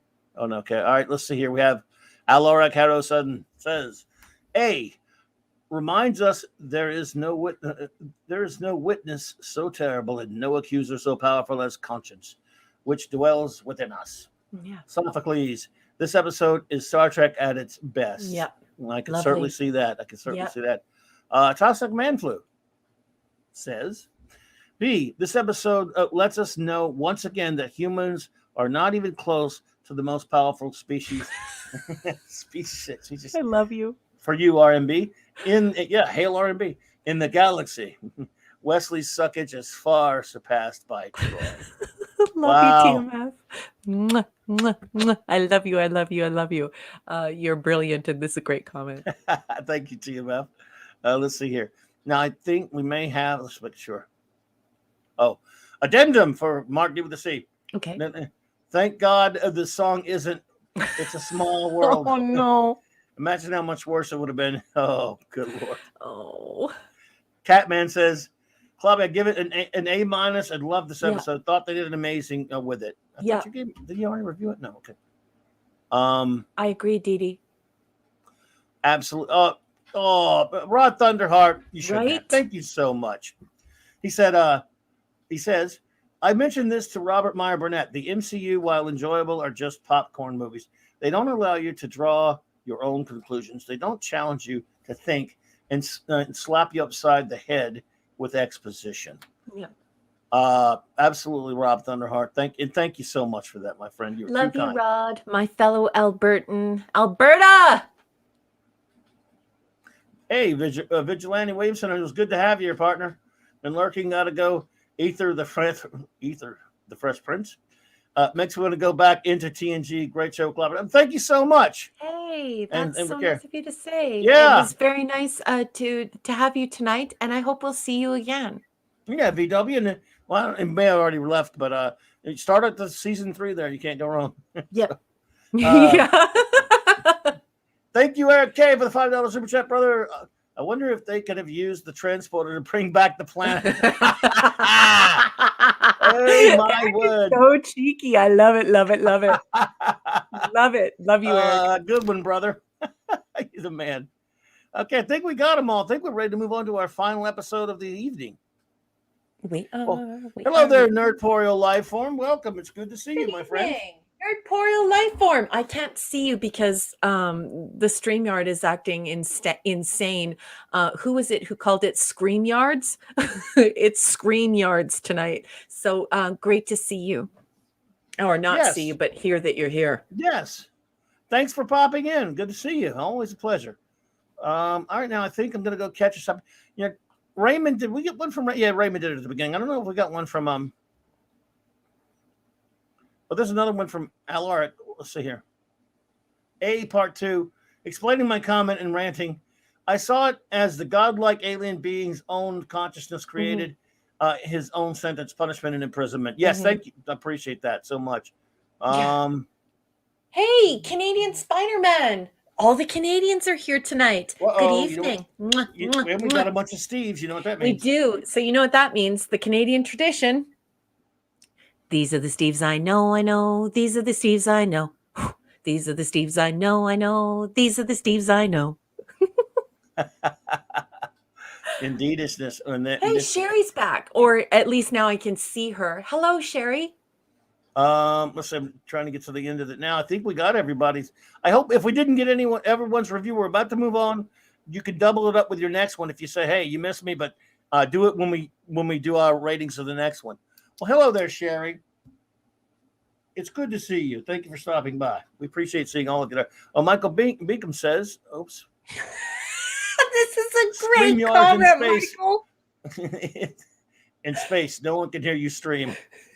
That's so good. Let's see. Captain James C. Skywalker says, I am listening while I prep for church tomorrow. Aww. Great comics. Again, Jill. Also wish I could be as funny as Scuba Pete and Wolfie. Well, you're fine the way you are, brother. And I appreciate you. Good to see you. Yeah. Agreed. We all love that song. Wow, look, Canadian Spidey and Captain Deckard Spock. Oh, good evening. Oh, my goodness. Oh, man. When we're about to cover such a good episode. Yeah, one of the best episodes in Star Trek history. We are about to discuss one of the best episodes in Star Trek history. Alert. No. There you go. You know, they were going to think we might hate it or something. Then you've ruined all that tension. Sorry. Sorry. Yeah. No, I'm just kidding. I don't think it's a surprise. Love you, Clubby. Oh, good to see you guys. Yeah. There was probably not going to be a lot of suspicion on that one because I love it. All right, everyone, who is ready to go on to the final episode of the evening? Let's do it. All righty. All right, folks. Ted. Shh. Ted Millich. Shh. What did he do? What did Ted do? Ted. He's giving me, he's revealing my rating. He ought not do that. Although I'm not saying that he's telling the truth. LT, engage. Well, here we go. We're here, guys. Watches the Watchmen. Watcher, sorry. I knew I was going to do that now. Peace, Custodio, or whatever. Go for it. Who Watches the Watchers? Season 3, Episode 4. We all watched this on October 16th, 1989, and we loved every second of it. And TMF is now teasing everyone in the chat. Spock's brain! Spock's brain! Spock's brain! Okay, let's keep copyright compliant. I am reading an excerpt from Star Trek 365, The Next Generation, written by Paula M. Block. She gets a bit of help from her husband, Terry J. Erdman. This book was blessed by the great Ronald D. Moore. It's a weird shaped book. Not only is the author's name Block, but it's shaped like a cinder block, like a brick. So we are on block 123. I will read extemporaneously. If I make mistakes, keep your fruit to yourself. After the natives of Mintaka 3 discover a team of Federation anthropologists on their planet, a chain of events threatens to push the Mintakans' evolving culture back to more primitive beliefs.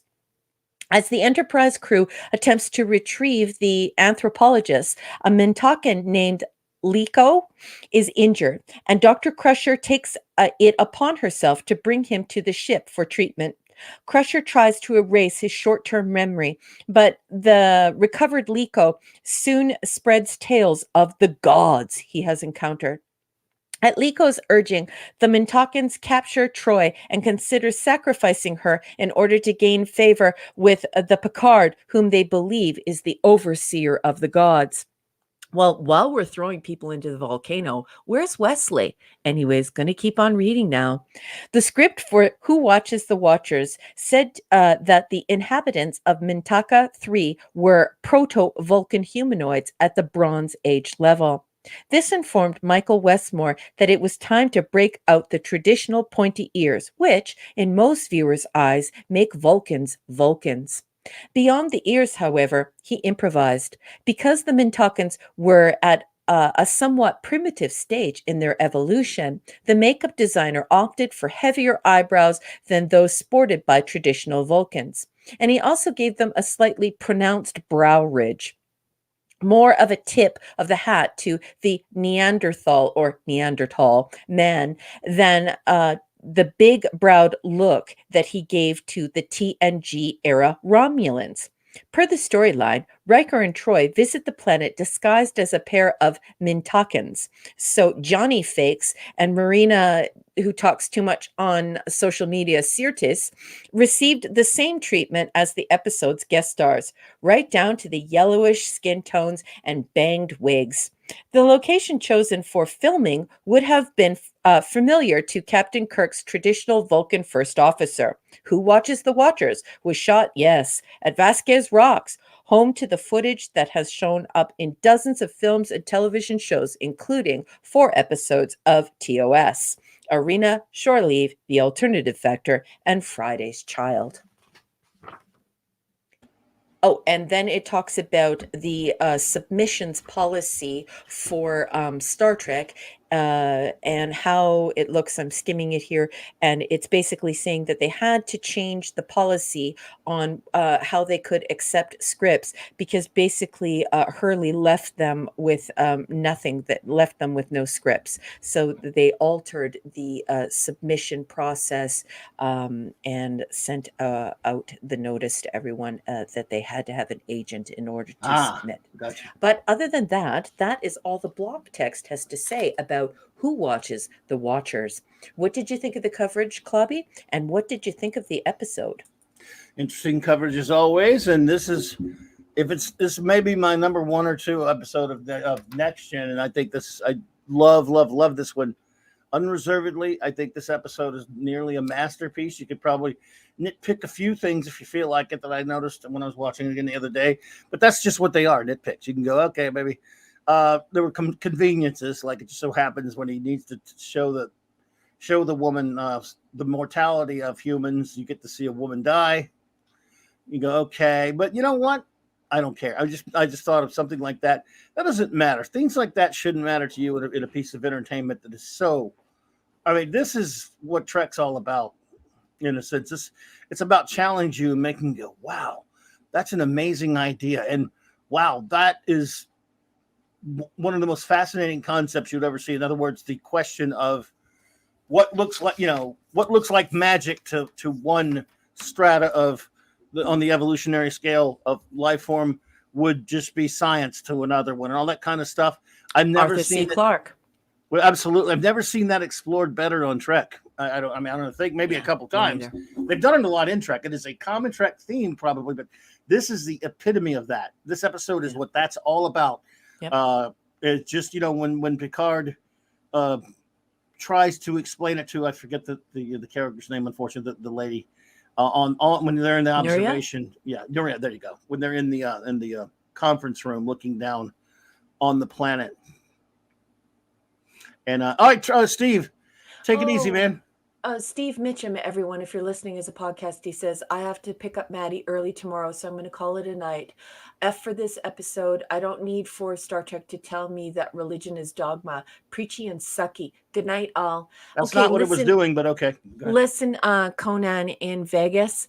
We love you. Take it easy, man. And kiss Maddie's whole sweet little face for us. Thank you so much for supporting the show and for keeping us company tonight, Steve. Good night.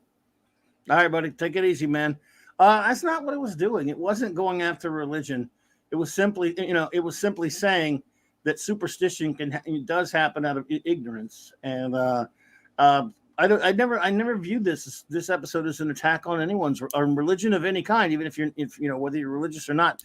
I think it simply shows levels of advancement. What we would seem like if what a person from the 20th century would seem like to someone from the 5th century.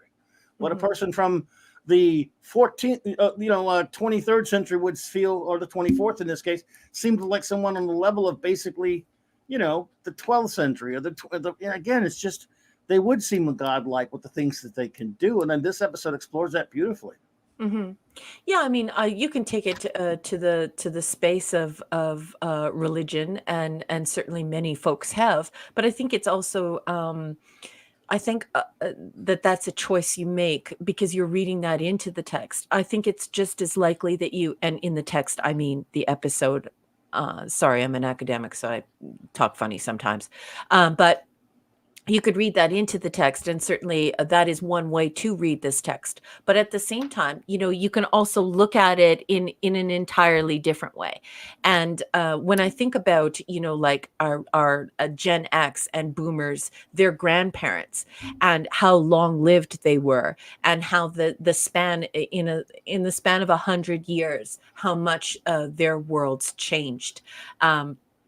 I had a step grandma, or like an honorary grandma. She wasn't my real grandma. And I remember her telling me about, how weird the world was to her, because when she was growing up, they had like radio, but then all of a sudden they had TV, and then all of a sudden they were able to afford a car, and they went through the Depression, and all of these things happened. And then all of a sudden she has a microwave, and she was telling me about how initially she was terrified of the microwave.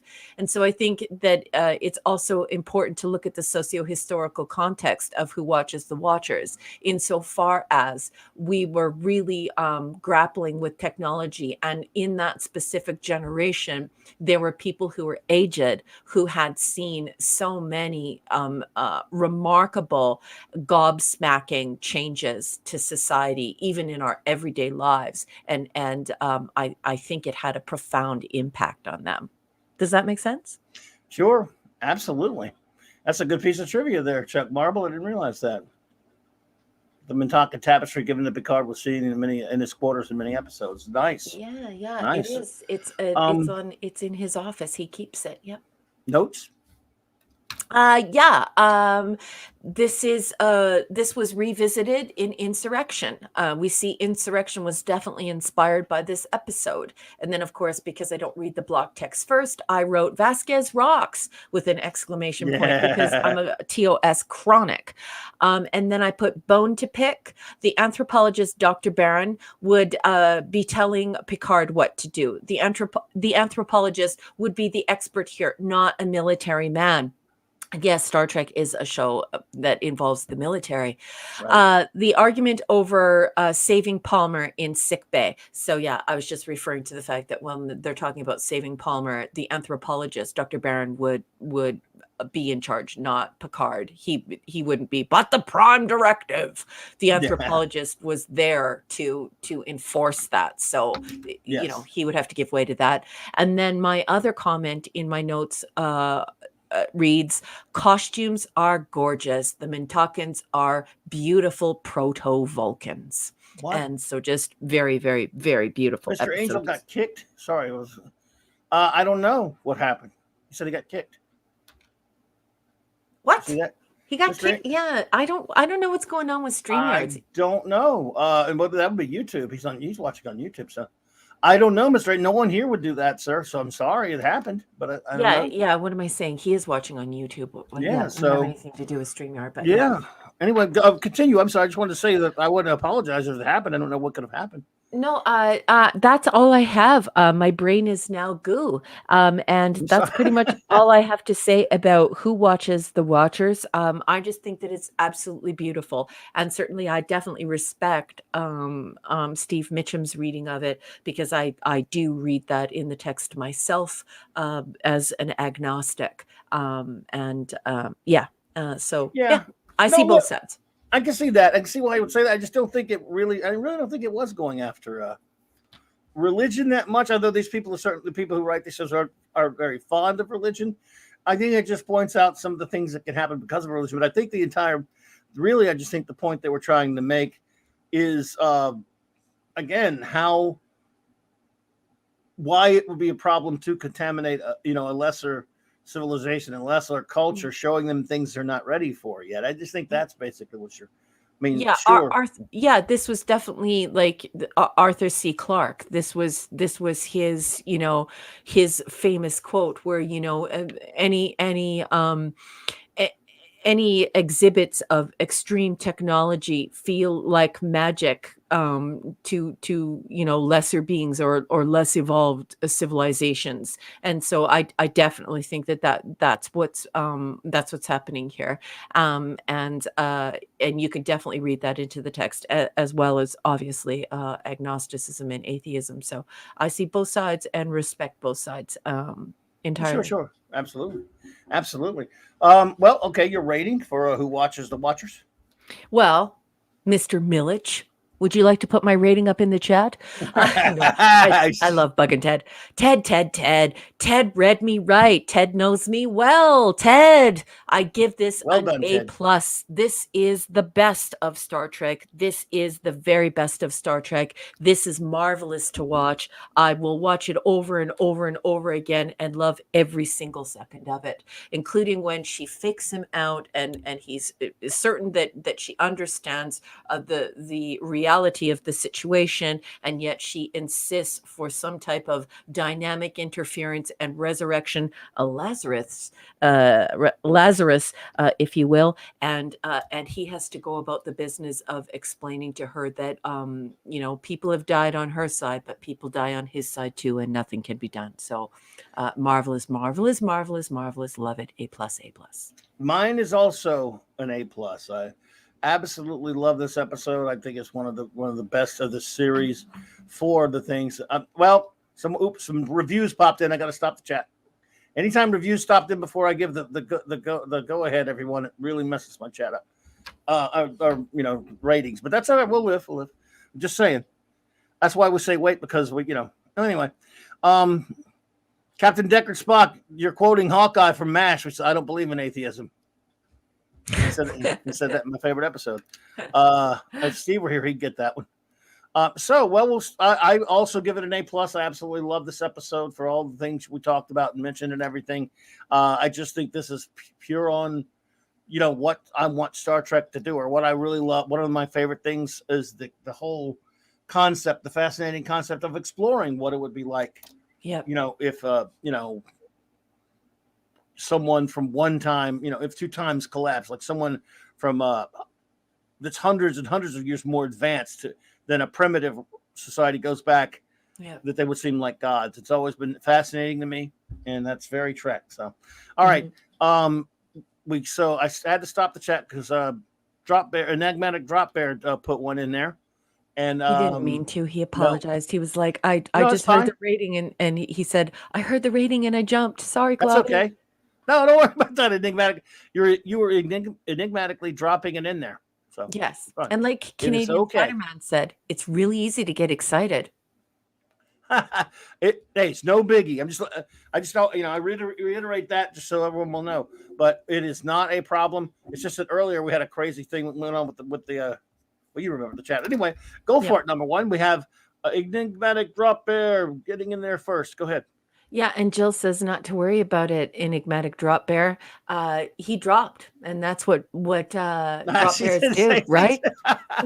Yep, we Like, appreciate you big time, isn't Drop Bear. Jill the sweetest person ever? I love you, Yes, Jill. Jill Okay, rocks. enigmatic drop bear. He's given this episode a C. Ouch. And it is an Esh pick because it comes as a 7-parter. Enjoy the rhetoric, folks. Here it comes. A story about the sometimes prime directive that riffs on Clarke's third law. Yeah, any sufficiently advanced technology is indistinguishable from magic. Yes, exactly. I mentioned that. I love that you thought that as well. 2 of 7. Clubby! I need 2 of 7. Oh, oop, oop, oop. Oh, I thought it was messed up. Okay, there we go. No, all right, go ahead. 207. Thank you, sir. The plot relied on compounding carelessness and contrived conveniences. No redundancy or maintenance procedures for the power systems in the observation post. Implausible. 3 of 7. 2. The memory wipe went untested, even though its efficacy for the Mintakans was questionable. 4 of 7. 3. The introduction of Riker and Troy to the Mintakans was a fraught act that was always likely to make matters worse. 5 of 7. 4. It was convenient that Warren died during the short time that Nuria was aboard the Enterprise, so Picard could prove to her that he is not capable of performing a resurrection. 6 of 7. 5. Picard in a sling. Really? He emerged from a heart replacement. Yes. No visible signs of the procedure. Yes, this is true. I must concede. It was a new wound, though, but yeah. 7 of 7. I do agree that the costumes, location, and acting were all very good. Thank you, enigmatic drop bear. Your rhetoric is well wrought. Please stand up and take a bow, or you may drop if you would like. Bear. Thank you. So making sure I'm catching the other ones here.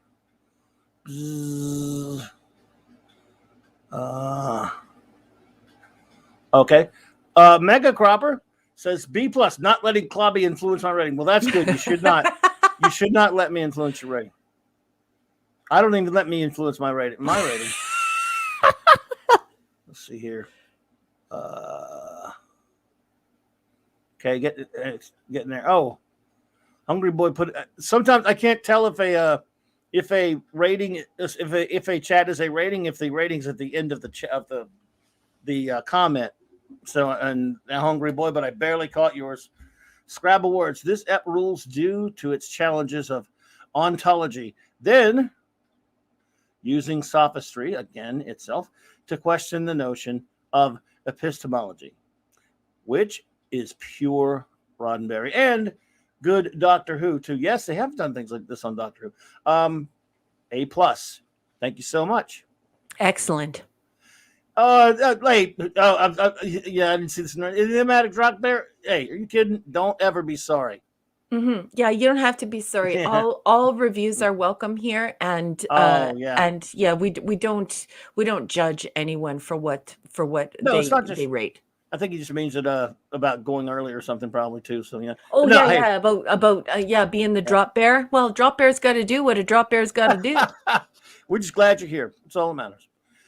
Snore the Poopa says, "Hey, the Federation learns that despite the finest technology, covertly observing lesser developed civilizations is inherently dangerous and cultural contamination can occur. It is pretty risky now, and maybe want to question the wisdom of doing it. Yeah, I'll give you that. Therefore, they will never do this again, right? Insurrection. Troy is sacrificed to appease the Picard. Yeah, what a messed opportunity. Beam in, Wesley. Beam in, Wesley. Where's my number 3 for my snort? Good bear. There's it's way down there. This chat moves on you guys. You know how it goes. Still, it's a worthy episode with some thought-provoking ideas. I would concur, my friend. Chuck Marble. I'd give it a solid 4 or 5 starships. Good Trek concept episode. Remind me of Eric von Dankens. I hope Dankens. I probably said it badly, Chuck. I'm sorry. Gary liked to say when he was kicked out of 3 high schools, I was kicked out of 5 kindergartens. Premise concerning, only 4, but I was exaggerating a little bit. God. Promise concerning aliens visiting Earth in ancient times, influencing our culture. Mhm. Absolutely. Let's see. And there's the other one for Chuck. But I felt Troy was extra annoying in this one. Did they have Red Bull back then? No, I don't know. Did they? I don't know. Maybe. Kind of comforting to see Vasquez Roxon's Star Trek yet again. Yeah, I love me some Vasquez Rocks there. Yeah. Excellent comments. Oh, it's fun to see. Yes, absolutely. Cal L says, by the way, our great buddy Lord Thoth had to run. He gave it a C. He was not fond of the episode that much. Well, for him, that's practically an A, but no, he's so no, because he Did I say goodnight to LT? No, we're busy, but he had to run. Oh my gosh, I can't believe it. If you hear this on the rewatch, I love you. And I love Mrs. LT.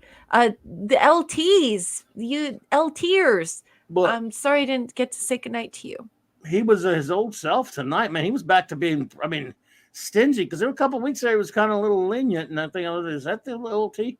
So I don't know. Somebody must have messed around with this cornflakes, because he's back to being the old LT. Self. All you have to do is just throw coal at him, and he can turn it into diamonds. Yeah, he's tight. Okay, he makes Scrooge McDuck look generous. You big grouch. He's a big grouchy grouch. We love LT. Let's see here. Kal-El says A+. One of, if not my favorite episode of TNG. It illustrates why the Prime Directive is necessary when it comes to dealing with pre-warp civilizations. Hang on, Kal-El. We're looking for that other one for you. Wow. What's it? Okay, number 2. It also provides a very interesting take on the ancient astronaut theory in terms of what might happen when humanity travels to another world and are mistaken for gods by planet's natives. Yes, yes. It does indeed. Kal-El, I'm trying to find 3, man.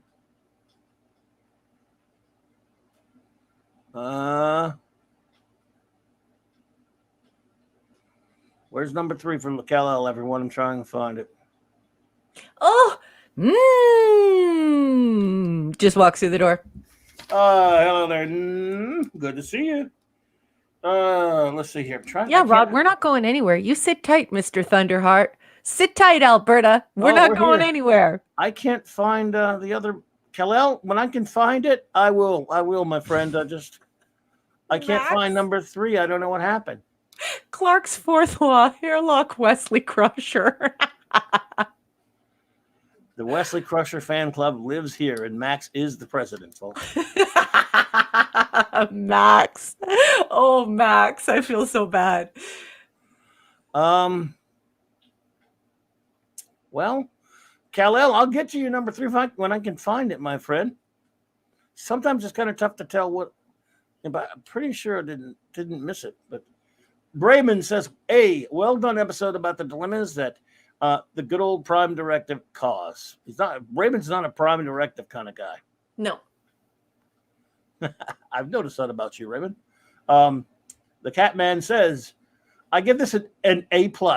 Enjoyed the episode very much. Thought the story could have used some work probably. Yes. Yep. Well, I hear you there. My only big thing was it was kind of convenient that the lady's dying right when Picard needs to prove that point. Yeah. Maybe I guess it's better than him killing her to prove the point. Anyway, Clark D with a C says, A+. This was one episode that always stuck with me, and I remembered years later. Characters are well written and fleshed out, and it makes sense they would react that way as primitive people. Great philosophical discussion of the Prime Directive that makes you think about its pros and cons, and so why doesn't Picard want to be a god? He already has a spaceship. Well, what does God need with a starship? Let's see. I give it an A just because I love the subject matter and it's a very memorable one. Thoughtful and well written, says Yeah, the great agreed. Canadian Spider-Man. That's right. And the extraordinary Sandra Valenciano says A. A touch of humor along with an inability to hide behind the Prime Directive. Hmm. An enjoyable episode with some plot holes I'm willing to overlook because I Yeah, enjoyed it. Same totally here. agree. I'm right there with you. Yeah, beautifully Fed. said, Sandra. Indeed, indeed. B plus for Eric K. Everyone knows Picard is not a god. Wesley is. Wesley is. Great writing on this one here. Yeah, Yes, what has it's all about Picard the Wesley. created anyways? I mean, Wesley actually created life, right, Eric? I mean, right? Indeed. Phantom Outsider says. Oh, was there one? Was there one before this from Phantom Outsider? I don't know. I can't see. Phantom. Oh, there you go. Sorry, I did find that one. Let's see. B. Although another missed opportunity, the Picard demands a sacrifice. You must all be the caretakers of the Wesley by Wesley free at last. He is their problem now. Inform the nanites. Your god is toast. Yeah. Way down there. Max, see. everyone knows Picard isn't a god. A god wouldn't complain about his wardrobe. Love it, Max. Love it. Yes, indeed. Let's see here. Read Clark's third law, but Wesley and self-inserts always suck. Apparently, Federation advanced science wasn't sufficiently advanced to mind wipe the locals. Another failure by Wes's mom. Yep. Well, there you go. All right, let's see here. 2 of 3. All right, make sure I'm in the right spot. Everyone, hang Mark on. D with the C wants to know if the nanites would call him the Wesley. The Wesley. I hope we never find out. Wolfie says 1 of 2. Rating A minus. Who watches the Watchers while watching a watch before watching Star Trek Insurrection? Good Trek stuff. No wonder some lazy writer-producer combo recycled it for a film. Yeah, that's a good part. Let's see. Make sure I didn't miss any. Backtracking a little, trying to make sure I didn't miss any. Snorta Poopers wants to be the polar bear god. You're hired. But then he's like, ... Wait a minute, it's a desert. Never mind. You're hired. Wolfie number 2 says in part 2, throwing the Prime Directive out the window makes sense here, as the reveal was done by accident. Yes, absolutely.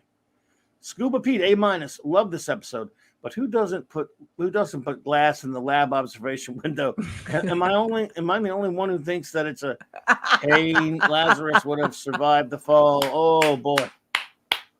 Wow. I love you. It's hysterical. Yeah. I love you so much. It's just perfect. How dare you, sir? Nice. Editor of the Jill. A. I didn't have time to watch this one, but I remember this as a fantastic episode, except for where Picard says Beverly should have let the alien die. They quickly correct the attitude on that. Yeah. Mm-hmm. Well, why didn't you let him? Well, basically. Yeah, I didn't like that either, Jill. And there goes Picard, Decker quoting Han Solo. They needed Cameron Mitchell in this episode to make sure the effing door was closed. Cameron Mitchell, you mean the guy from High Chaparral? Ted Millich? These stupid bot troll things, they're back. And they're messing up the chat. And I think we missed Mr. Angel because every single time these people come in the room and start spamming the chat with their webcam hot girls and boys video, it completely messes the chat up. So can everybody help me find Mr. Angel's chat? Like the chat. I may not have gotten to it yet. Yeah, well, Clobby, just so you know, your chat is about to go completely insane again because we've got more of these stupid webcams, chat, hot girls and boys crap, and there are lots of them. There are half a dozen of them. I know our good friends will take care of us in Newcomb, yep. please. Yeah, we have to find I'll find it. I'm Our not to it chef's yet. comment. I'm not to it yet. Okay. Final one for Snort was I finally found that one. Still, it's a worthy episode with some thought-provoking ideas. JT Kirk says, maybe I just haven't got to it yet, Mr. Angel. I'll let you know though. But you could look for it in case. A plus. This is easily a top 10 episode for me. The proto-Vulcan culture, the ethical and moral aspects of this episode are things one simply does not see very often in TV or film. Wonderfully said. I wear a red shirt in real life. Okay. This week, my team and I received an automated alert script called Watcher. Oh, wow. I asked who watches the Watchers. 2 people cracked up hysterically. The rest were 100 lost. I remember because, I, as a comics geek, I'm a big fan of the comic masterpiece Watchmen. And so, that's what made, who watches the Watchmen was a common thing from that. So that's what I always thought about when I saw this episode. I mean, it's from other things too, but let's see, Kal-El. I love that an engineer had that experience. That's hysterical, and I love it. JT Kirk, thank you so much. That was great. I love your comments. Yep, absolutely. Okay, now I'm maybe getting back to where I was. I had to backtrack. There's Mr. Angel. I got you. Oh, before that, we got Toxic Man Flu though. ATMF, thank you for that. Let's see. F, another Hubris of Humans episode that I don't understand why it is so popular. Kidding. Well, dang it, Toxic Man Flu. What's wrong with I love you. Hysterical. Thank you, Toxic Man Flu. Oh, man. Mr. Angel, A, very, very, very, very good episode. However, the title reminds about a German voyeur movie. Don't ask me how I know that movie. I'm not. I will trust. I will respect your privacy. To be honest, I have trouble. I love that JT Kirk said, "I wear a red shirt in real life. I want to hang out with you. I wear a blue uniform in real life." Just JT Kirk, such a cool person. I wear nothing but geek shirts in real life, so it's got comics or something else on it. Okay. Michael Beacom says, A, the writer's room came out of its drunken stupor and said, hey, let's try science fiction. Hooray, finally on track, and Vasquez rocks. Yeah. And Vasquez rocks indeed. They're an object of worship by themselves. Hey, that's for sure, Michael Beacom. Absolutely. Beautiful comment, Michael. Beautiful. Kal-El's third comment. Picard's attempts to explain how humans aren't gods to Nuria and his willingness to sacrifice himself when Liko shoots him was both poignant and very effective. Agreed. Max Redstone says, A+, the Picard. So I am glad that who gets to be a god this week didn't become the default theme. Nice little Decker unit Imzadi interaction. Yeah. Max, nailing it. Decker unit. Yeah, I know where you got that from. My problem is when the anthropologist suggests Picard just roll with it in regard to being a god. Captain, we're in up to our knees. Why not just double down? Yes, it was pretty. That was for an anthropologist. That was kind of strange. No, it's the prime directive. What's next? Vacations to Talos 4. Dr. Crusher fixed my injury with her usual skill. Captain Grouchy. Captain Grouchy. You could have had Delaski leave Wesley on the planet. Yes. Max Redstone, stand up. Take a bow. You just completely nailed it. Captain Grouchy. All right, but Captain. You won the internet for the evening. Those 3 comments rocked. Loved every second of it. Raven Captain Spaulding, the African explorer. Let me go. All right. Well, let me see. Did we get everyone? We couldn't have gotten everyone there. I think we might have done. Toxic Man Flu. I wear a pea soup green shirt, Raquel. Like Kirk, it is always getting ripped off. I love you, TMF. It looks like we may have all of our reviews. We may be done. If we Raquel missed anyone, let us know. and But CLOBBERIN, where is a reputable place to buy an ST uniform, please? Canadian Spider-Man, if you are not capable of making your own cosplay, might I suggest that a way that you can maintain your cosplay reputation and also make sure that you respect the community is to go to a maker and have a maker do one for you. There are several of them on Facebook. I forget the girl's last name. I know I know a girl who makes uniforms. I forget her last name, but there are several people on Facebook, and you can find them on Instagram and Pinterest, and also on Etsy. I definitely encourage you to get an ST uniform from a maker. Make sure that the person is a maker. They make them individually, one by one, on a sewing machine. And it's also important that when you ask about it, make sure that you find out what pattern they have. Remember that. I'm going to say it again. Make sure that you check what pattern they have. Find out where they got the pattern and how they're going to render the pattern, to make sure that it's correct and they have the proper instructions to render it correctly. And if you need some help with that, I might be able to help you off air with that, Canadian Spider-Man. now I'm getting confused by the chat a little bit, because you got to understand, you guys, I'm like way, way, way behind in it. And then when I get toward to the forefront, some of these people saying I miss him. I thought, didn't I get yours, JT Kirk? I think I did, but I'll read. Yeah, I think I did. I just read JT Kirk. JT Kirk said Mr. Angels a few minutes ago. Mm-hmm. Yeah, I got those.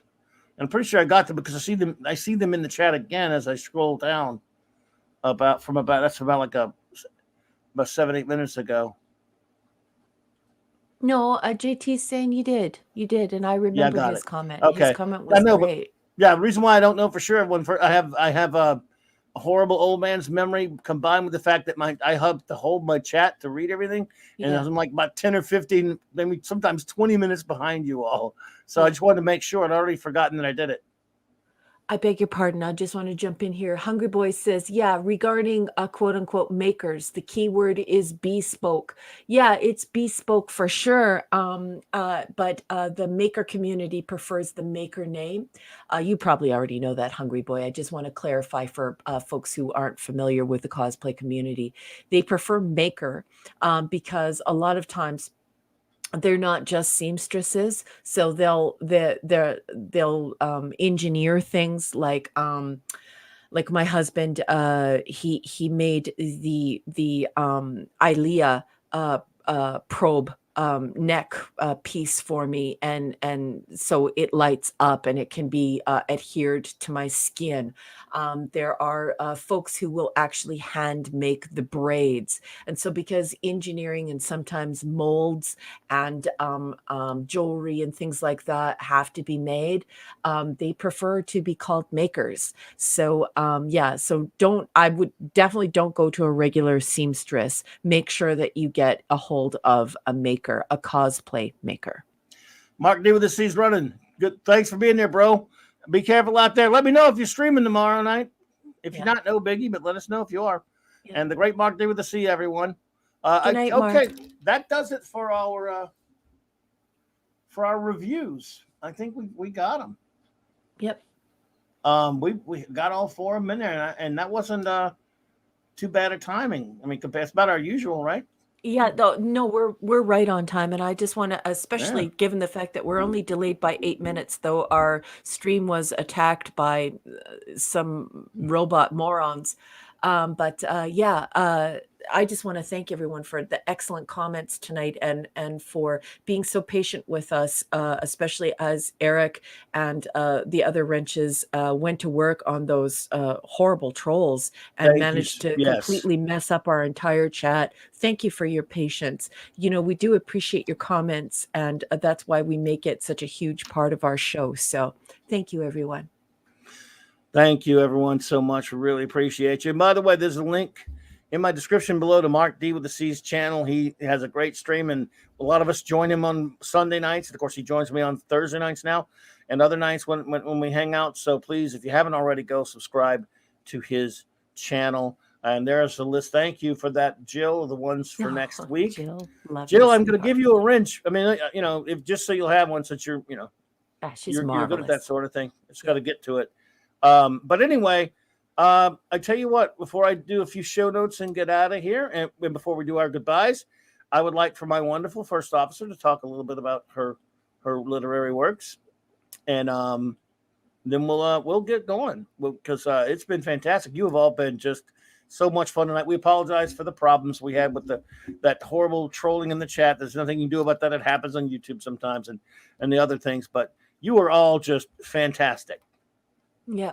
Snail Messiah just called them stream Borgs. I really like that. I prefer that's preferential to the trolls and bots. Stream Borgs. You heard that here first from the Snail Messiah. Yep. Okay, folks, so I guess this is my little window because my captain is so generous and very much cares about me, and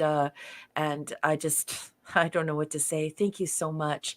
Sure. I'm putting together a short story collection, and before I put them all together and have them published, I'm selling them individually.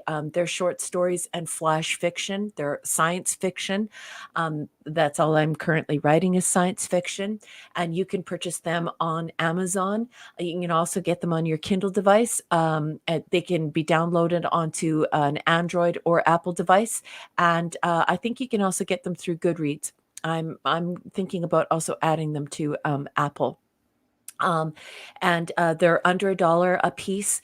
And, you know, I'm not doing it for the money. I'm actually doing it for the buzz so that I can get some excitement around some of these stories. So I appreciate your support. And if you like Edgar Allan Poe and Philip K. Dick and H.G. Wells, and you like flash fiction and short story, I hope you'll really like these, and I hope you'll enjoy them. Just look me up, RM Briggs. Thank you so much. Thank you. And you were just extraordinary. And thank you for that, Michael. We can appreciate that. Quick show notes, and we'll get out of here. Well, actually, we'll say our goodbyes, then we'll get out of here. Let's see here. Monday night, Mark C. Comics will be at Mark C. Comics will be at an earlier time than usual. It'll be chapter 5 of our the great comic book team up titles, of course, and then it's DC Comics presents. It'll be the Superman team up book with the great J-Man joining me, and so I'm looking forward to that. Of course, Wednesday night will be I'll have an open talk of something. I'll figure out what I'm going to do then, and of course, Global Geek Gang Thursday and Bobby's Clubhouse with Mark and Raquel, and which had so much fun doing that Thursday night. So that's going to be a regular on Thursday nights.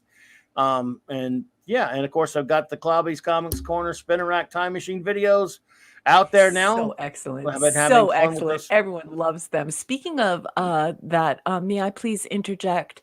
Because somebody who is new to our community but has become a great friend to this channel, Hungry Boy, said that he is not feeling well, and so he's not going to be able to stay for the big farewell to everyone. Coming to Saturday Night Star Trek is a bit like going to a wedding. You have to say goodnight to everyone before you leave, and he can't do that tonight. So he says, love to you all, best chat, and he's just sending his love to all of us and his appreciation and saying good night. And Hungry Boy, I hope you're feeling better. Thank you, Hungry Boy. Hungry Boy, you're the man. Thank you so much for all you and hanging with me on and watching the videos about comics and stuff. There's Wesley again. Yeah, Wesley's back. There's a Nukem. Anyone who feels like nuking him, thank you. Yeah, I can't. Thank you so much for that. But take care, Hungry Boy. Let's see. We'll do our other shout outs now while our good friends are destroying those Wesleys. Mm-hmm. Again, we already said goodbye to our good buddy, the great Mark D with a C. The great Eric K, the Bronze Surfer. Thank you so much, man. Dude, thanks for all your help, brother. Yeah, I don't know what to amazing as say. usual. Eric, I love you very much. Thank you so much for all of your help, and you're just such a good friend. And we both appreciate you so very much. Mwah, mwah, mwah. Love you, love you. Appreciate you, man. Thank you so much. Of course, the great Chris Persia was here earlier. Chris Yay! Persia, appreciate you, buddy. Love you, Thank you love so you. much. And I think our buddy, the great Steve Mitchum, had to run, but he Yes, was he here. did. All Kiss right, Maddie brother. for us. Indeed, bud. And Lord Thoth had to run, but whether you ran or not, you get the shout out because we love Yep. y'all. LT and Mrs. LT. Yeah, buddy. Yep. Snort of poopers. Snort of poopers! Gilbert. You got to love that.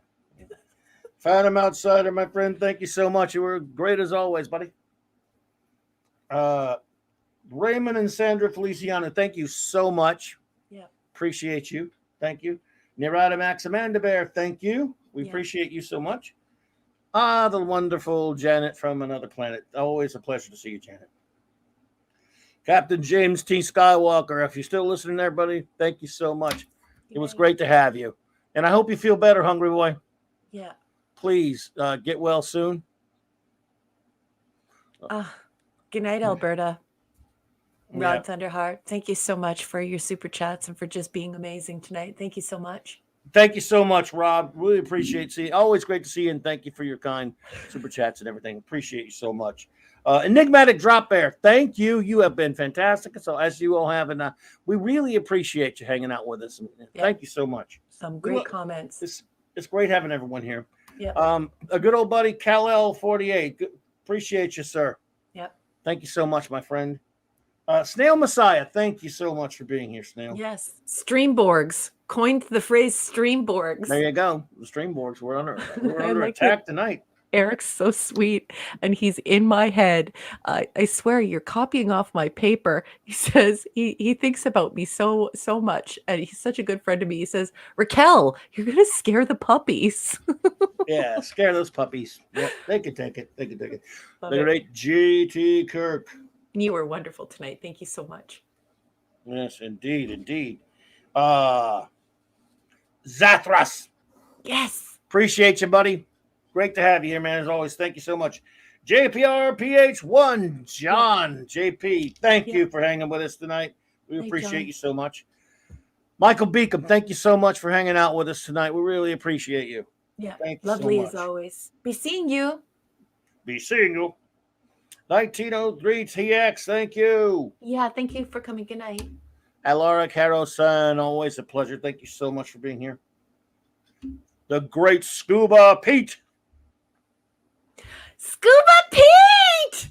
And Leslie, I love you. And Enigmatic Drop Bear, And how family. lovely of you. What you're doing right now. I love it. Thank you. And thank you for not spoiling it for anyone. Enigmatic Drop Bear, you're the best. What happened?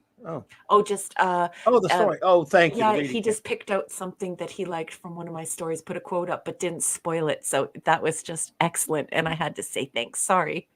Gotcha. Decepticon, not a problem at all, by the way. Decepticon, thank you so much.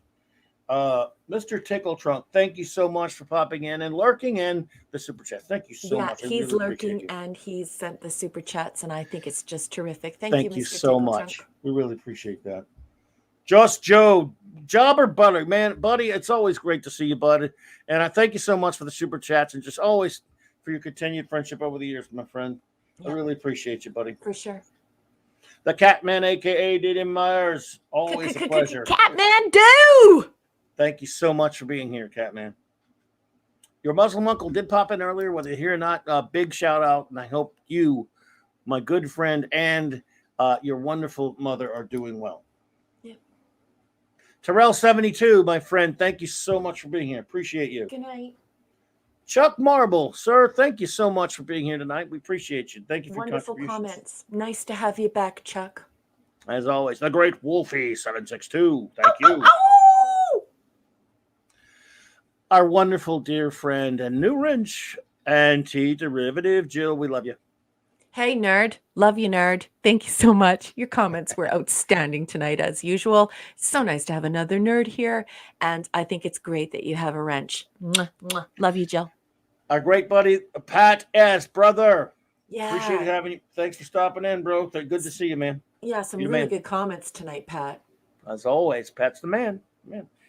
Mr. Angel, thank you so much for hanging out with us again, Chef. We appreciate you. We know it's a different time with zone over there. So Thank you, Chef. A great comments tonight. Enjoyed your company. Good night. absolutely. Max Redstone, buddy. Thank you so much, man. Love Max Appreciate you. Redstone. He was just funny. And Phantom Outsider and Max Redstone were on fire tonight. They were Oh, yeah. so funny. You guys have you make it so much fun. Claude was here, Minimus Prime, but I'm not gonna be nice to him no matter what. So. Good night, Claude. Thank you so much for showing up. You know that I just absolutely love you, and I think you are hysterical. So it was good to have you, and thank you so much for supporting the show.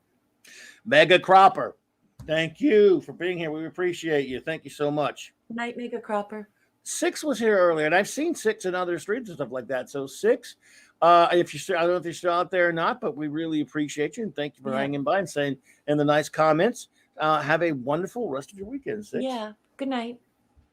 D-Bud was here, I believe. I think he popped in early for a second. D-Bud, if you're out there, brother, man of iron, great to see you as always. Yeah. I didn't even get to see him on this side of the stupid StreamYard. I didn't either. Someone mentioned his name in there. Yeah. So and like he's a friend of ours, so it sucks because I didn't even get to see him. So D-Bud Martin, I'm thinking of you, honey. I'm waving to you, blowing you a kiss. Mwah. There you go. Ted Milich, thank you, sir. Always a pleasure. Thank you for being here. Yep. Night, Ted. Glinzer popped in. Hey, Glinzer. Good night. I saw Keely Chow pop in earlier. Roll Tide, Keely Chow. Thanks, Keely. Brightest Day popped in for a sec. Zach, buddy. Night, Zach. Thank you. Absolutely. That 70s rock fan probably had to run, but Cam Loops. Yes. Yes, Cam Loops. Thank you so much. We love Cam Loops. It's good to Vigilante Williamson, always an honor and pleasure to have you pop in. So we need to get together and hang out and talk one of these days, man. Get you show up, hang out with us on the football show or something when Loki and I do it again. Yes. So you had to run. I can see him. Who? At 29 minutes past the hour, I can finally see D-Bud Martin. Oh, there he is. Yo, D-Bud, brother, the man of iron. Yeah, it's probably because of the stupid Streamborgs that we didn't get to see him. I can't believe that I didn't get to see you all night. I'm glad that you're here. I hope you heard me say goodnight to you and blow you a kiss. Thank you so much for being here. Indeed. The great Just Another Red Shirt. I think he had to pop out, but it was honored to have you pop in, sir. Oh, yeah, and you were great. Thank you so much. Toxic Man Flu. TMF, buddy. Appreciate you. Thank you for that super chat. It is great to see you, buddy. Thank you. Yeah, the super chats. Holy Moses, you were so generous tonight, and also hysterical, and also really smart and great to be around. So TMF, I've known you for so long now, since the beginning, since I started streaming, and I just love you. And thank you so much for your support and your company. Mwah, mwah. Always good to see you, TMF. Thank you so much. XM202 WOW. I don't know. There was a new person who popped in, and I don't know if you're still there, but we thank you. We thank everyone for popping in. If you're out there lurking and you never show up, and anyone who's lurking who doesn't pop in at all, but you're lurking and listening, thank you. You have our thanks, our gratitude, and we really appreciate you. Yeah. The Nerdporial Live Forum, who does a Trek channel and Trek show himself. Oh, He's nice. a big Trek fan. Thank you for popping in. I haven't seen you in a while. Good to see you. Mm-hmm. Sherry, I've seen popped up every now and then in a couple of my recent chats, and I don't know Sherry very well, but I'm very happy to see you. Always nice to see a lovely lady popping in there. Sherry, thank you so much. Oh, well, thank you, XM. Great to see you. We really appreciate that. We appreciate everyone who joins us.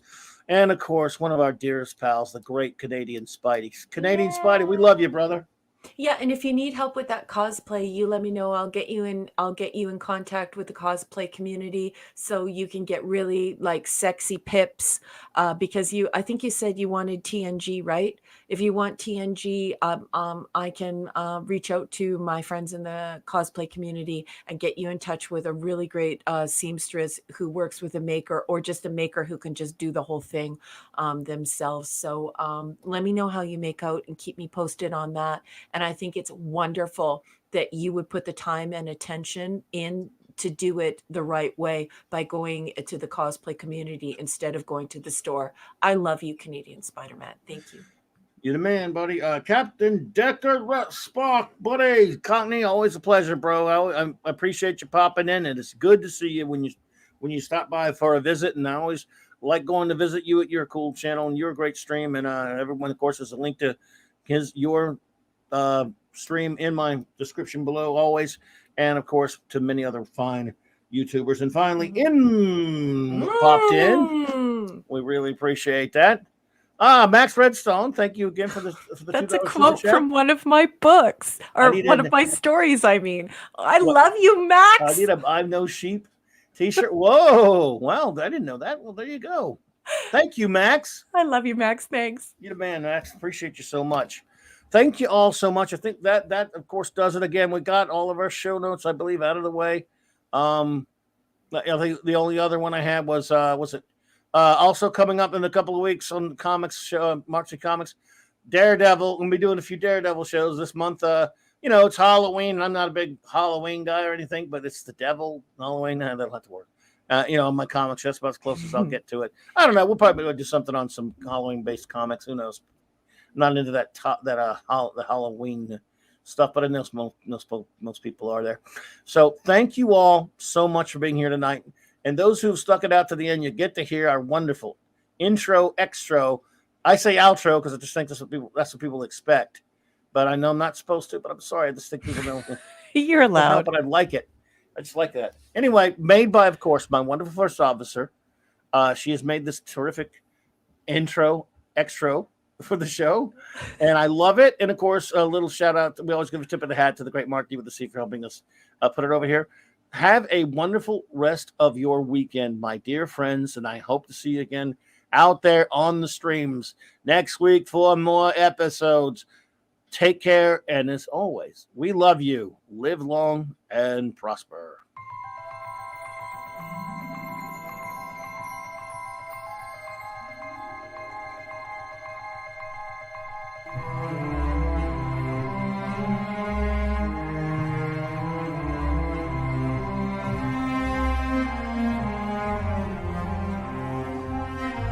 Thank you, Eric K.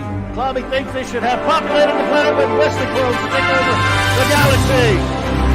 You always tell me my secrets.